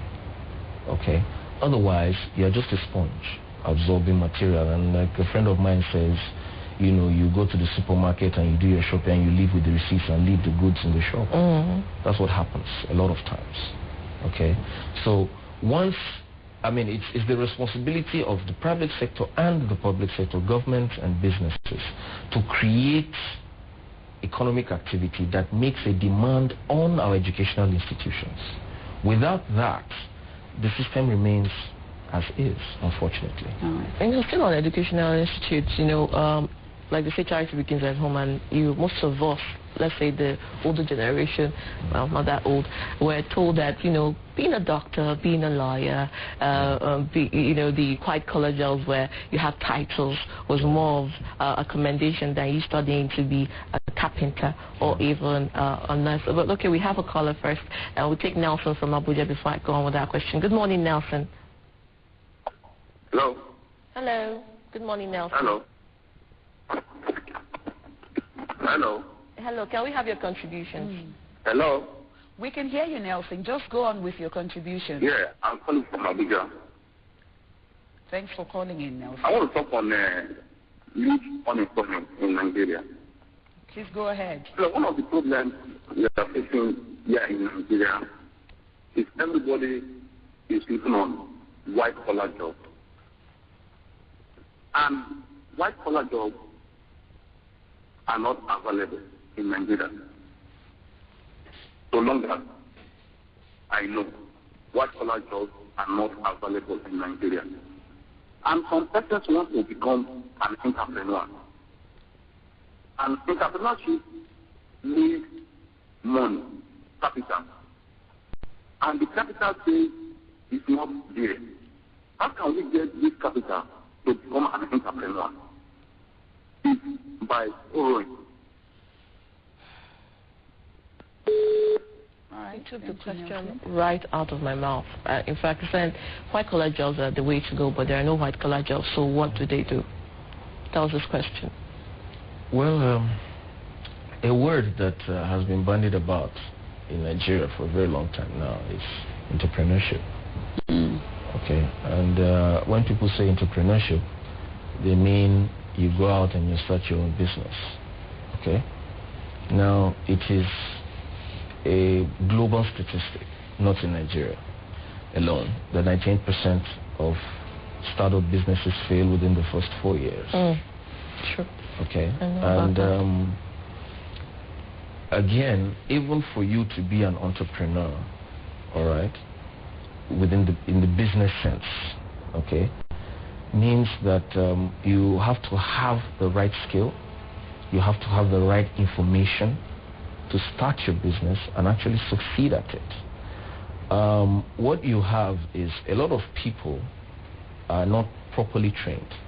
Okay, we have a lot of motivational speakers that talk about entrepreneurship and get you on an emotional high, all right, and tell you, go out, you can do it, resign your job and start this. Fire your boss. All right, and you see people, especially that that have difficult bosses, find that fantastic escape route, and they go and do that. All right. Now, Kerry, just a minute. Let's take another call. Olajide is calling us from Lagos. Good morning. Yeah. Go ahead with your contribution. I greet you, my gentle sister. Then, I just want to contribute my own concerning this youth unemployment in Nigeria. Okay. I will take myself as a good example. I graduated in 2008. When I could not get a visiting job, I just got to teaching Then, after 2 years, I went to farming, precisely in Osun State. I farmed there, I planted a half crop. After 6 or about 9 months, we were driven away from that field. Since last year, 18 now, I've not been able to get to that farm. All that I invested there, my 2 years effort, wasted. So what else do you think I will do as a young Kuliba? All right, thank you, Lajide. Now, Jide is an exception. He didn't decide that he wanted, after looking for a white-collar job, he took the bulls by the horn and went into farming. And we're just saying that not a lot of young people will go into farming. What advice would you have for Jide? Yeah, I was going to give a caveat, before the phone call came in, that I don't mean to demean those who have stepped out of paid employment, all right? It's what I did to start their own business, okay? It takes a lot of courage. But the fact is, like, for example, I don't know why he hasn't gone back to his farm. That's Jide who just called. Yeah, he said, I think he said he started farming in Osun State, and after 9 months, they were chased out of the land. And so he lost crops. And so he lost his crops and all of his investments. So that's another side of this, the other side of business. Okay? Political risk is what we call it. Well, I think he shouldn't give up. I think it requires a lot of courage to step out, okay? But the key thing is get as much information as you can. That is what will save you from a lot of headache. There are a lot of people that have gone out, they've done it before. I have a number of young people that call me and ask me for advice, we want to do this, we want to do that. They send me their business plans and I help them review, okay? But one thing I always tell young people is find someone who has done it before, okay, and learn under the person. Even if it's going to cost you something, maybe 3 months of not being paid or whatever, okay, prepare yourself for what you are about to do. It cannot be understated, okay, and it cannot be said as often. You have to prepare yourself for what you want to step out to do. All right. I'm just sorry to hold you on that frame of thought. We have an influx of callers. Timothy is calling from Enugu. Timothy, good morning. Hello? Hello, Timothy. Good morning. Yes, good morning. Let's have your contributions, please. The problem of unemployment is a fundamental one. It's a fundamental problem. If we really want to solve it, we need to be sincere with ourselves. A situation whereby politicians are politics is the biggest industry in the land is not going to help us. Now, how do you expect a youth, a school leader, so where do you expect him to get his inspiration from? When he looks at his next door neighbor that is a politician that suddenly wins an election and his life turns around all of a sudden, how do you expect him to go to farming? What legacy is our leaders leaving for us? Our so-called democracy is so costly. People are looking funds and are going scot-free. So where are they going to get that inspiration? It's a fundamental problem. We need to tackle it fundamentally. And until you tackle it fundamentally, unemployment, all these issues and cries about you going to farming and all that, who will go? When you see the next person there, just a counselor, see his income, everything just change suddenly. That's my humble contribution. Thank you very much. You've heard Timothy. Thank you. I beg to differ with Timothy because I will go into farming if I'm sure I can make wealth out of it. Definitely. Like Kerry has said, you need a lot of information and you need to be tutored. Make sure you work under someone who that's what we're talking about. Like I said earlier, there are actually a lot of support programs that the federal government has in place, okay, for especially agriculture. I mean, a lot of people, I meet a lot of young people who tell me, all I need is capital to start the business, all I need is capital, and I tell them, no, all you need is information. Information will lead you to that capital. There are microfinance banks out there, all right? They are looking for people who have small ideas and want to start small, and they're ready to support you. But Timothy has quite clearly said, let's address what he says, because his frame of thought is also important to us. Yes, because he made that call for a reason. Now he says every young person wants to aspire to be a politician because of instant gratification. True. And there's money there. The young boy becomes a councillor, he becomes rich overnight. So what about the other person who is farming? For how many years does he make money? Now that brings my question, can you actually discuss unemployment without looking at power? When you say power, do you mean political power? In all kinds, electioning power, because they say knowledge is power. Yeah. And perhaps he doesn't know, like you and Tsunami was just saying, that you have to be mentored. Yeah. And perhaps he doesn't know that being mentored will actually create that avenue. So when you have knowledge, you have power. So how will you tell that young man that actually that he needs to sit up? Okay, Kerry, just before you respond, John is calling us from Owerri. Good morning, John. Hello, John, are you there? Good morning. Morning, thanks for joining us this morning. Please, let's have your contribution. Yes, and I want to contribute a little concerning the unemployment issue. Go ahead. Yeah, the problem of youth unemployment is caused by lack of infrastructure being provided by the government.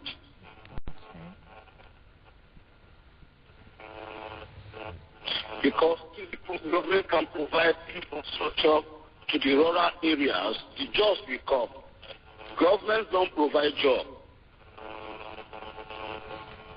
The entrepreneurs will come. Because when you give life to the rural areas, the barbing saloon people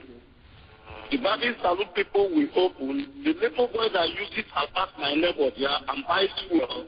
By the time the money is saved in buying fuel, he will have opened another branch to employ more people. And thereby he is expanding. Okay, thank you very much. Thank you, John. Infrastructure. Yeah. How can you talk about employment without infrastructure? I think the previous caller and this other caller as well, similar issues. All right. The question is, unemployment is not a new issue in Nigeria. All right, in Nigeria. All right, and with something we've been discussing for quite a while now. And we talk about skill acquisition, we talk about agriculture, we talk about all sorts of things to alleviate or deal with this issue. But the question I always pose is, who is responsible? Okay, when we talk about it, when you proffer solutions, when we write white papers, who implements it? Who is responsible for it? Who is the sponsor of that kind of change within our society? Okay, and the first contributor talked about the political issue, all right, and like I told you, it's an emotional thing as well. Men have ego and they have pride, all right. You have a lot of men that at the moment they don't have money, they become angry because they don't want their wives to ask them up. Okay. Or angry by their wife is the one giving them money. Yes. Oh, we have a lot of that now. Yes. Okay. Yes. So, when you see someone who just connives or manipulates the system and becomes rich overnight, all right, you now feel, why not? Because of the emotional pain you're going through. All right. Now it's critical, and it's very important for us to begin to create an awareness campaign that young people cannot be dependent on external things like your government or whatever. You need to find that initiative within yourself to step out and do something for yourself. All right. John, maybe we need to tell John that. John is calling from Abuja. Right. Good morning, John. Good morning. Go ahead with your contributions. Yeah, I think the problem we have in here is like the other callers said, infrastructure. Now, our government thought of creation or generation or what. I think what the government should concentrate on is job creation.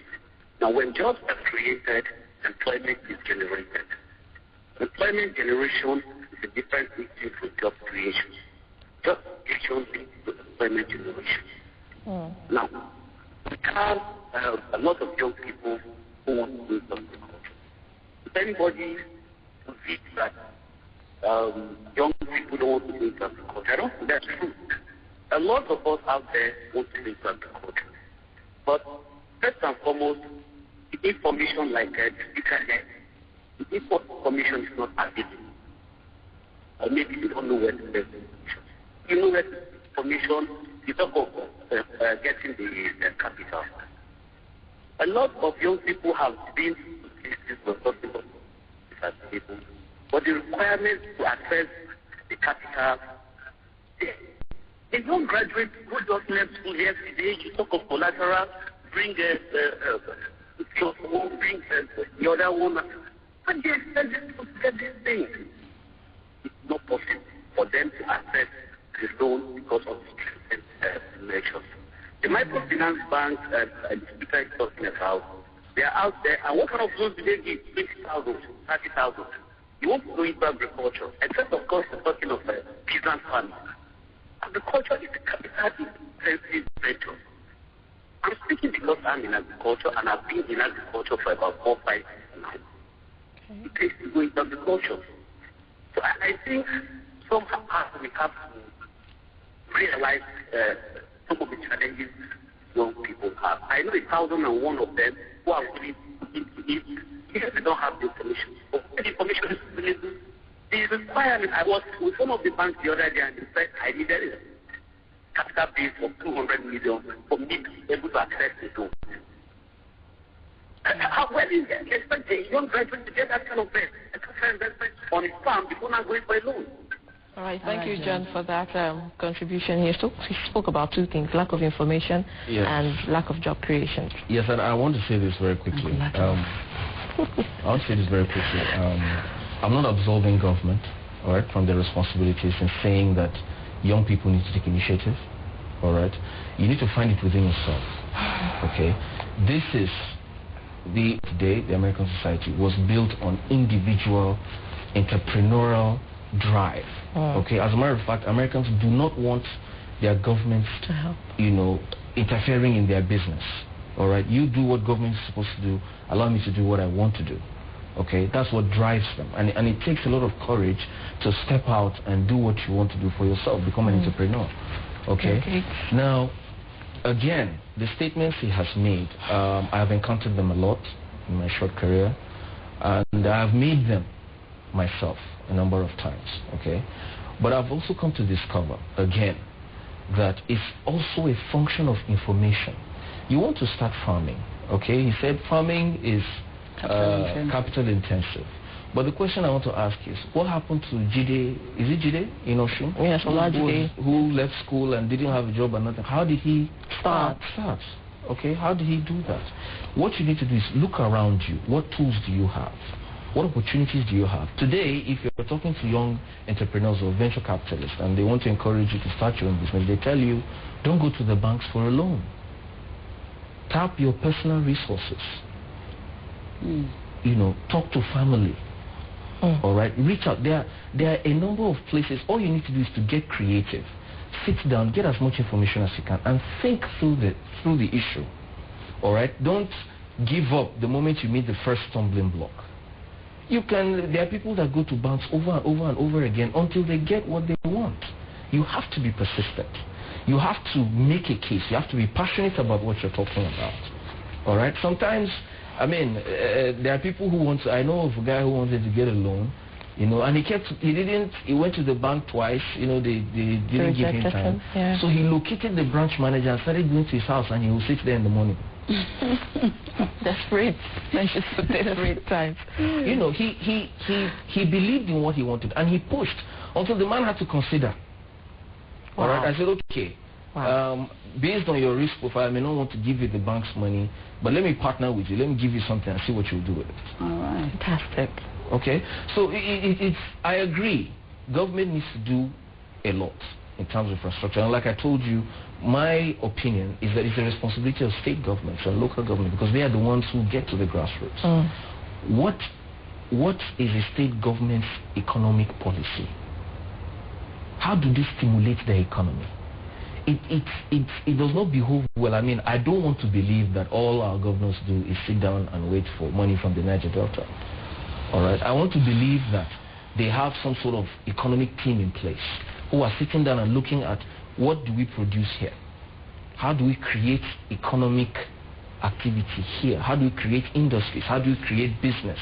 Because, you know, again, job creation is another term that has become popular in Nigeria, you know.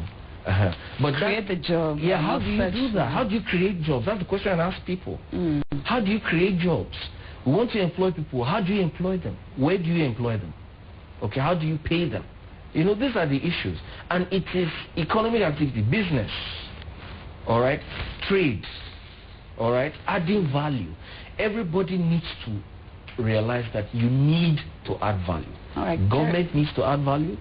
You, the entrepreneur, your business is about adding value. If it's not about adding value, you will not last long. All right, we don't have much time, but before we go, I want to quickly take you back to education. We've said that, yes, some sectors, education is important, but most people graduate and do not use what they've studied in school. For instance, I have a friend who graduated as a biologist, but today is a fashion designer. What has passion in what you, or talent, got to do with employment or unemployment? Well, yes, it has a lot to do with that. Unfortunately, we don't have a system that supports development of talents. Okay, when I was in school, we had guidance and counseling, you know, but they counseled troubled kids. You know, if you didn't seem to have any issue, nobody would talk to you. All right, our system isn't built to support personal development. It's built to support titular professions. Like you all right. Okay, I'll just hold you on that. Titular professions, indeed. Well, that's what we can take this morning on that topic. We're talking about youth unemployment. Is it a time bomb waiting to explode? You tell me. Of course, we've been joined by Mr. Nakama Kerry, Principal Partner and Statistician, SLM Consult. Thank you for going. Thank you for coming. Thank you. We appreciate you for coming. Nice to have you. Thank you. And thank you for staying tuned. This is Kaakaki, the African Voice. Of course, we'll be right back after this time out for Panafric. Stay with us.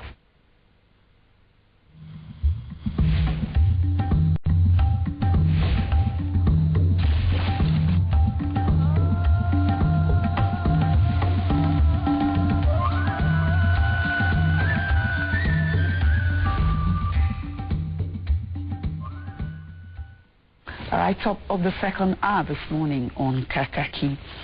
Mixed reactions continue to trail agitation for the introduction of females into priesthood and other episcopal positions. This has generated debates globally on the rightness or wrongness of this act. The Orthodox and Pentecostal churches both have varied stance in the issue. Islamist fighters said to be linked to Al-Qaeda have destroyed the tomb of a local Muslim saint in the Malian town of Timbuktu. According to officials, the gunmen attacked the shrine and set it on fire, saying it was contrary to Islam. Tuareg rebels and Islamist fighters took control of Timbuktu, a UN heritage site, after a military coup in March. UNESCO said the town's capture could endanger its outstanding architectural wonders. Residents said armed men from the Islamist group Ansar Deen threatened locals going to worship at the grave of Sidi Mahmoud Ben Ammar. About 300 people are still being detained after deadly clashes between protesters and security forces in the Egyptian capital, Cairo. Military sources disclosed that violence outside the defense ministry left one soldier dead and hundreds wounded. A curfew was also enforced in the area around the ministry. The violence comes less than 3 weeks before presidential polls. Military prosecutors say that 300 people detained, including a number of journalists, will be held for 15 days while they are investigated for their part in the clashes. The president of the Confederation of African Football, CAF, Issa Hayatu, has sent a condolence message to the Nigerian Football Federation and the NFF over the death of the former African Footballer of the Year, Rashidi Yekini. Hayatu said it is with great sadness and sorrow that CAF leaders learned about the passing away of Rashidi Yekini. President Hayatu went on to recount some of the late Yekini's illustrious contributions to football that included his Nigerian national goal-scoring records of 37 goals in 58 matches.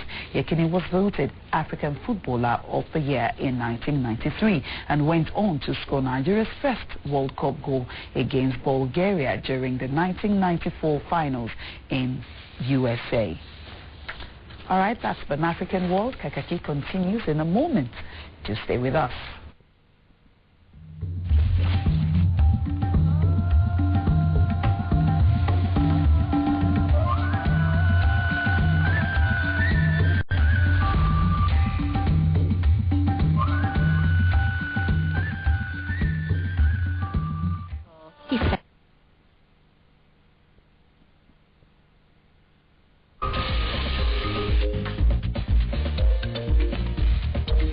Budgeting.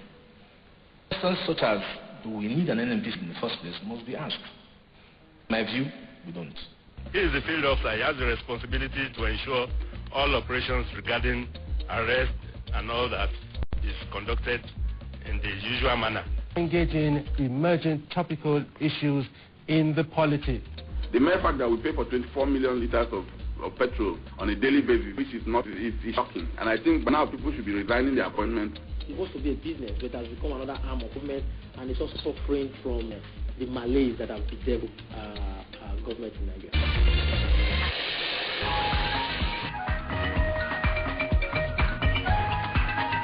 We want a good Nigeria. That are benefiting at the IOCs. Why? Because they have a tax regime, a royalty regime that was framed over 42 years ago.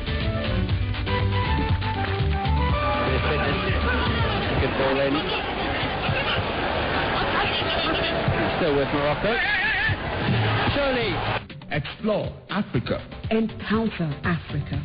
Engage Africa. Enjoy Africa's compelling, exciting, and breathtaking experience with Kaakaki, the African voice. Now listen. The law is now beyond argument that the effect of a nullification of a thing, not necessarily an election, the effect of nullification of a thing is to completely wipe out, obliterate, remove, undo, erase, or render it ineffective. Why must Nigerians pay the crime that has been perpetrated by this tobacco?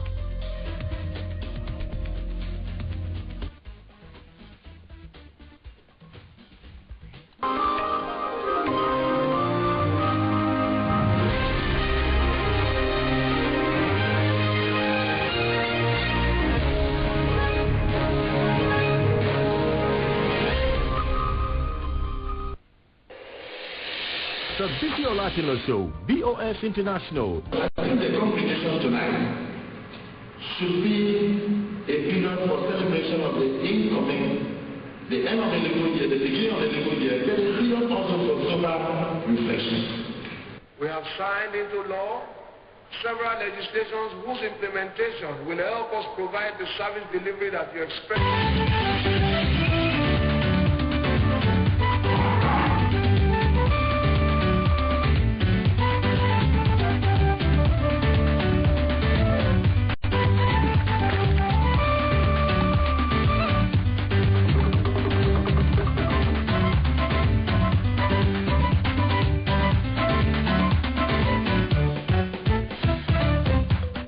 Explore Africa. Encounter Africa. Engage Africa. Enjoy Africa's compelling, exciting, and breathtaking experience with Kaakaki, the African voice.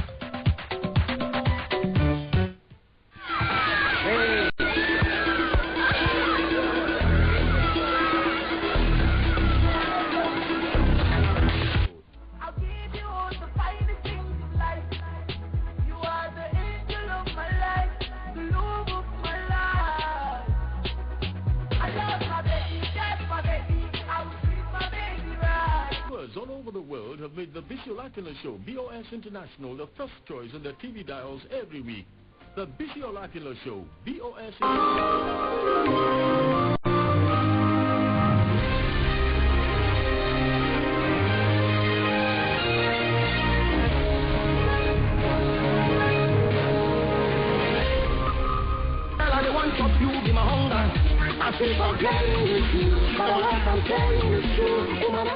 Time out with TA. It's also a party. Look, see, I know they got no longer, so I don't want friendship way longer. With me today, tomorrow I'll be stronger. Time Gay. It's the variety comedy show everyone is talking about. Catch your favorite celebrities on Wine with TA. It's refreshing, revealing, and ridiculous.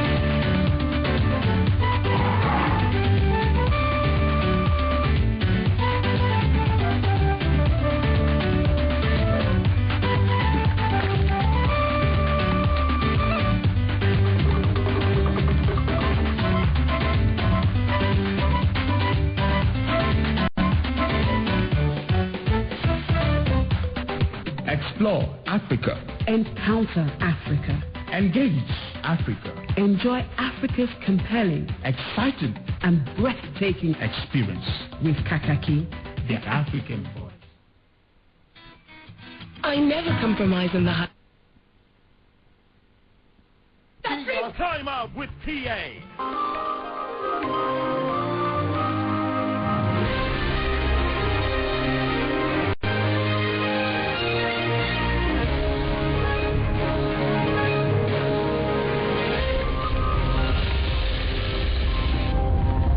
The new month of the new year.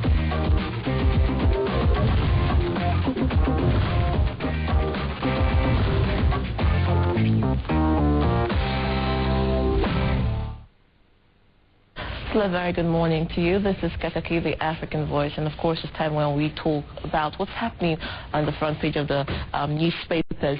Of course, we're starting with National Mirror, and we're talking about 2015. Says parties tax Jonathan on performance, with the riders going on as Urubebe describes. Urubebe disagrees with Azazi on insecurity, and that is what is making the headline story. Now, in that insert picture, of course, we know the outcome of the French elections in France. It's saying Hollande out Sarkozy as French president, and this is actually coming as a very big, well, surprise to some people, especially in the United States polity, because this is the second, well, in a long time, first time in a long time, well, almost 2 decades, a socialite is being the French president. Now we'll go above the masthead. We have Summer Rush, Air Nigeria crashes Lagos, London.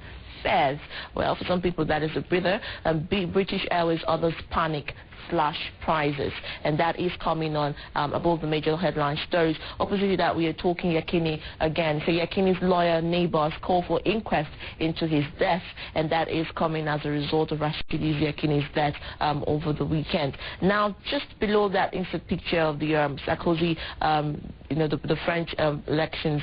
It says police shot Kano viewing centers as JTF, Joint Task Force, kills 4 gunmen, and that is coming National Mirror. If you want more stories, and that is on page 5 of the National Mirror. And of course, attacks on intimidate media houses, says NPAN, which is continued on page 6 of National Mirror. Let's look into Blueprint and see what they're saying. ACN to Jonathan, and it says your inconsistencies fueling 2015 debate.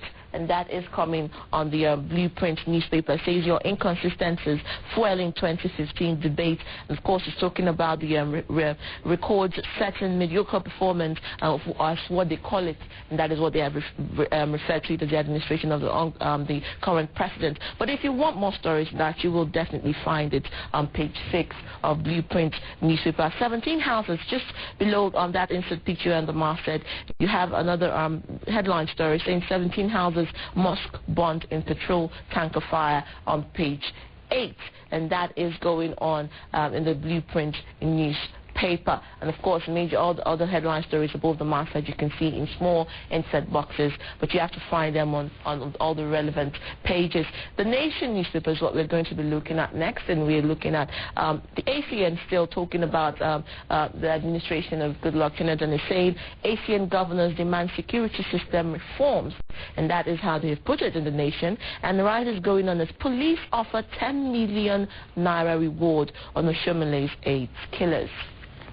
Interesting. 10 million naira reward on Oshomole's 8 killers, and that is what is driving in the Nation newspaper. Nigerian Tribune is, let's see what we drift over to Nigerian Tribune right now, and it's talking about Nigeria drifting towards anarchy, and that is coming from ACN governors, and say Nigeria drifting towards anarchy, and that is also what the Nation is talking about, but from a different perspective and a different language, rather calling it demand on security system reforms, and of course Blueprint did say something in that picture. But the writer goes on in the Nigerian Tribune saying canvas total overhaul of nation security system, and of course police offering 10 million naira reward for clues on killers of Oshomole's 8. And that is as a result of Adeyemi who died in the course of the weekend. We have JTF, another headline story, Boko Haram in gun duel in Kano State.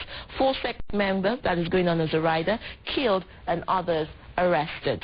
Christian worshippers desert churches, bombs defused at football viewing center. Incredible. And that is Nigerian Tribune. If you want more stories, the pages are on the front pages. And of course, you can get it from your local newspaper vendor if you so wish to read that story. Daily Sun, let's see how sunny Daily Sun is this morning. We go to the headlines, major story, thriving for this morning. Federal government reaps 60 billion naira subsidy windfall. Federal government reaps 60 billion naira subsidy windfall. Rider says what we will do with largesse, says Kolade. And states, local governments keep mum over own allocations, which is actually the second rider for that headline story. If you want that story, I'm sure you would find it on page 50 of Daily Sun newspaper. And still on Yakini's death, Yakini's lawyer alleges foul play, which is above the masthead, just opposite the newspaper name or title, and is in that instead book calls for probe of footballers' deaths, which you will find on page 55 of Daily Sun. And of course, we have the story below the masthead of the presidential runoff of Sarkozy loses re-election bid on page 15. The one rejects sovereign national conference on page 18. Of course, Anambra gubernatorials 2014, Andy Uba declares interest on page 11. And that is going on in the Daily Sun newspapers. People's Dailies, well, we're looking at subsidy scam this time, and just as Daily Sun talked about federal government reaping 60 billion naira subsidy windfall, People's Daily have called it subsidy scam and calling it indicted coys at Jonathan's financiers, alleges SNG, and that is what is going on in the People's Daily as the major headline story. Subsidy scam, indicted coys at Jonathan's financiers, alleges SNG, and of course that is coming from the Save Nigerian group, and was alleged the individuals and corporate bodies indicted in of course the report of the House of Rep ad hoc committee that investigated the subsidy scam big financiers of the presidential cabinet elections of President Goodluck Jonathan campaign. But if you want more stories, on page 2 of the People's Daily's newspaper, and you will find the inside story there. We have other stories driving just above the masthead. JTF raids militant hideout in Kano, kills 5, and that is just above the major headline story as gunmen killed 3 in Maiduguri in Borno State, and that is the rider going on there. Just below the masthead we find other thriving headline stories in small inside blue boxes. Say strange men visit Daily Trust top executives, residents following French polls. Of course we know the outcome of the Sarkozy and Hollande's election tussle. Oshomole's aide, police offers 10 million bounty for whoever finds who killed his aide. And of course residents flee Taraba as fixed soldiers kill 5 people. Now National Accord, we're talking about still on the Save Nigerian group and the Congress for Progressive Change, of course faulting the Attorney General of the Federation and Minister of Justice, Mr. Mohammed Adoke, over the government's position on the House of Representatives Committee report on the full subsidy scam. But the headline story, as they have put it here, and they have put it in the National Accord, says SNG CPC alleged plot to kill subsidy report. SNG CPC alleges plot to kill subsidy report, and that is coming from the National Accord, as of course reiterated in People's Daily is calling in subsidy scam, indicted cause are Jonathan's financiers, alleges S&G. So if we look at the differences in the story, they have chosen to actually bring it to the fore what exactly is happening in the major story as against People's Daily. It's continued on page 2 in the National Accord. If you want major insight on that story, we have another major one, headline story saying 2015 counts me out, says Jonathan, and that he says he has no ambition of running for the second term in office in 2015, coming from our president. Good luck, Jonathan. If you want more story on that, definitely on page 2 as continued in the National Accord. And let's see what below the masthead is saying, below that headline story. Go back to another scam that is making that midway, pension scam latest, and saying Senator Etrick demanded 2 billion naira bribe tax team. Senator Etrick demanded 2 billion naira bribe tax team. And of course, this is to tell you that the last is yet to be heard concerning the scandalous pension funds administration in the country, which has recorded several revelations in recent times as to where all the money went, and the body set up by the government to oversee the scheme was found wanting. It's continued on page 2, of course, in the National Accord. If you want more inside story on that one, we move over to Daily Trust.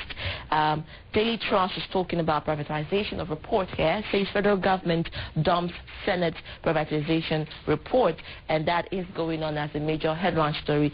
FG dumps Senate privatization report, and that is actually talking about for the cancellation of sales of multi-billion naira federal government companies under the former President Olusegun Obasanjo, many of which the report alleged were fraudulently sold. But that will be just a brief summary or point of view. If you wanted more story, go to page 5 of the Daily Trust newspaper. We go back to NPAN, of course, newspaper owners held an emergency meeting in Abuja yesterday, and of course we talking about the condemning the bombings and threats of that happened in the past few days, and of course the subsequent ones promised to happen on media houses subsequently. Now the newspaper Proprietors Association of Nigeria, which stands for NPAN, condemns threats on newspapers, which is what is going on in the Daily Trust. Below that major headline story, NPAN condemns threats on newspapers, and that is Daily Trust newspaper. Of course, if you want a more inside story, it's on page 5 of Daily Trust newspaper. Vanguard is talking about pension still, and calling it pension tax force in 127 million naira mess, and that is how they have referred to it. Pension tax force in 127 million naira mess.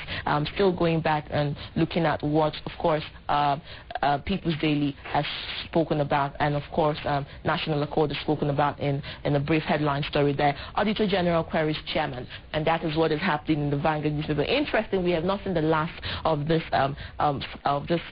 inquest in the pension scam. Let's move over to leadership. Buhari visits Tinubu and says, well, that is the major headline story in leadership. Visits Tinubu, and we know that that's former head of state and leaders of the opposition Congress for Progressive Change, General Muhammadu Buhari, yesterday met with the leader of the ASEAN Action Congress of Nigeria, Asiwaju Bola Ahmed Tinubu, in Lagos. But if you want more story on that, continues on page 5. And above that, we're still talking about NPAN and of course the Newspaper Proprietors Association of Nigeria condemning attacks on This Day, Sun, and The Moment. Says Naira weakens at official window amidst increased sales, and that is another little insert headline story which is going on page 17 of the leadership newspaper. And other thriving major headline stories are there as well. You can see the pages on the front pages of the paper, and you can get it from your local newspaper vendor. The road, well, categorically stated, deadly weekend is what it has referred to this one as, deadly weekend, and it's the major headline story for the road. It says rains kill 18 in Zamfara, renders 26,000 homeless. Wow. And says gunmen slay 5 in Taraba, killed 2 warders in Medjugorje. JTF is another rider saying JTF kills 4 in Kano, and another one following, which is last on that page, says Reps Committee warns military against excessiveness.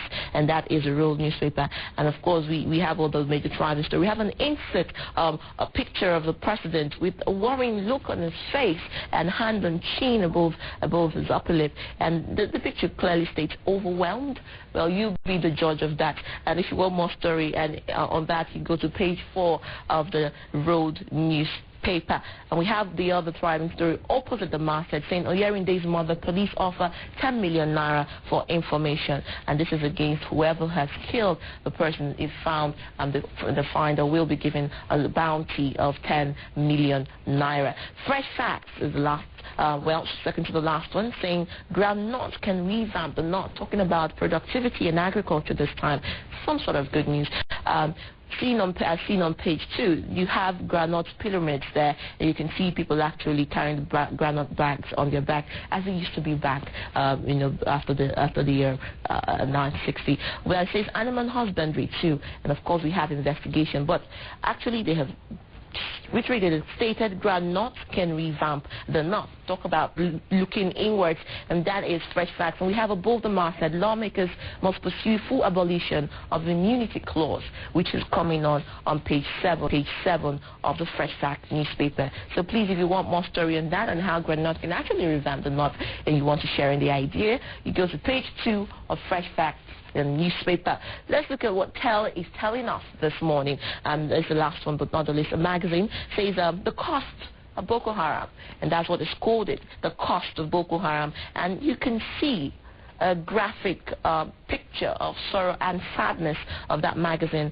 of a man holding a child, a dead child, as it looks, of the bombings and of course the explosions, with his head fallen in grief and in sadness.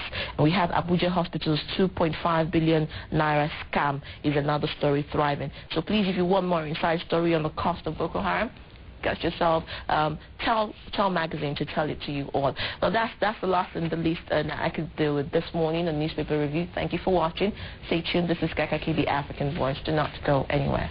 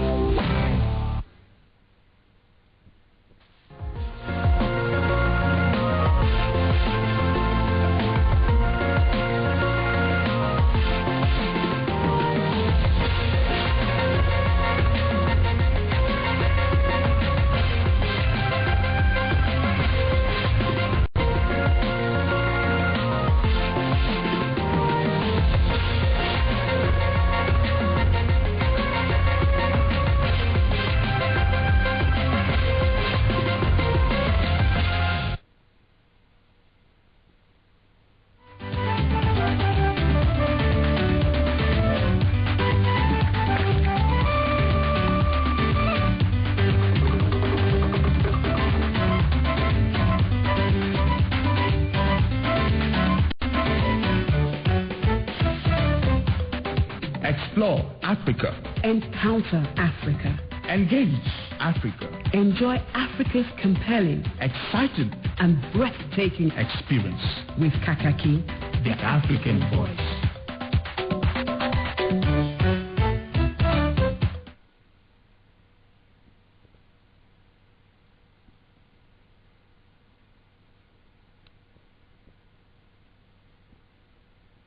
All right, that was Newspaper Reviews with Adora. Well, Adora, one of the papers, the magazine actually that you reviewed, particularly captured my attention. That's the Tell magazine, the cost of Boko Haram, and then Abuja Hospitals, 2.5 billion naira scam. And I'm wondering what that is about.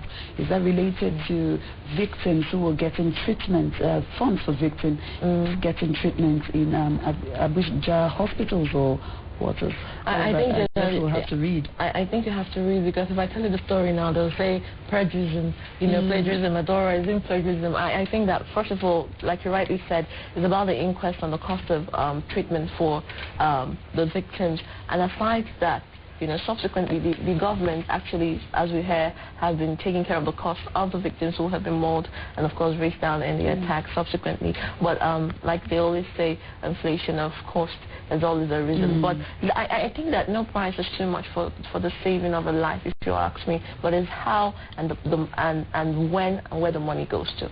That is actually the question. Another interesting development in the papers is the ongoing war, so to speak, in Edo State.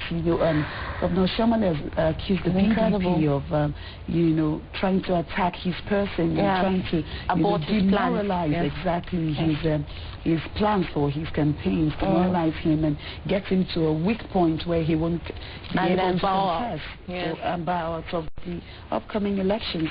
And now his aide was murdered over the weekend. Gruesomely. On Friday. In fact, if you saw the pictures, Tsunami, you would actually know that this was a very wicked way to die. And I like this rightly said, he is not from Edo State, and he's not an indigent, so why would he die for something that he doesn't know about? I mean, what would have been the reason for them to kill him? Adora, I thought that we'd got into a point in our political life where everyone knows to, I know that there's no fair play in politics, but I thought we're past this stage where you begin to hunt and kill and assassinate people just because you are gunning for an elected position. I mean, that is a shock. And also, you remember last week that Governor Shomole was in his convoy, and then there was an accident where 3 journalists died. He is also accused, his enemies of being behind that attack. One of the reviewers, analysts, begged to differ, because he said accidents can happen to anyone, regardless of how you drive and how you manage your speed. But what really is bothering is the fact that Nigeria has not learned any lessons from actually letting free and fair elections thrive. Okay, fine. We look at what happened between Sarkozy and his running mate. He didn't fight. He didn't take anybody to court. He didn't stress. The man won fair and square, and he said congratulations. There was no rigging of election. It was clear, clean, and transparent. And I think that come a day when Nigeria will be like that, it would actually be a breather. I thought we were getting close, but now with what is happening in Edo State, with some of the pictures now on the internet, I am wondering. Oh, you saw that? Oh, yes, and I don't think we should even bother to talk about it. Very annoying, seriously, because packing cheap. I think it's a cheap way to go.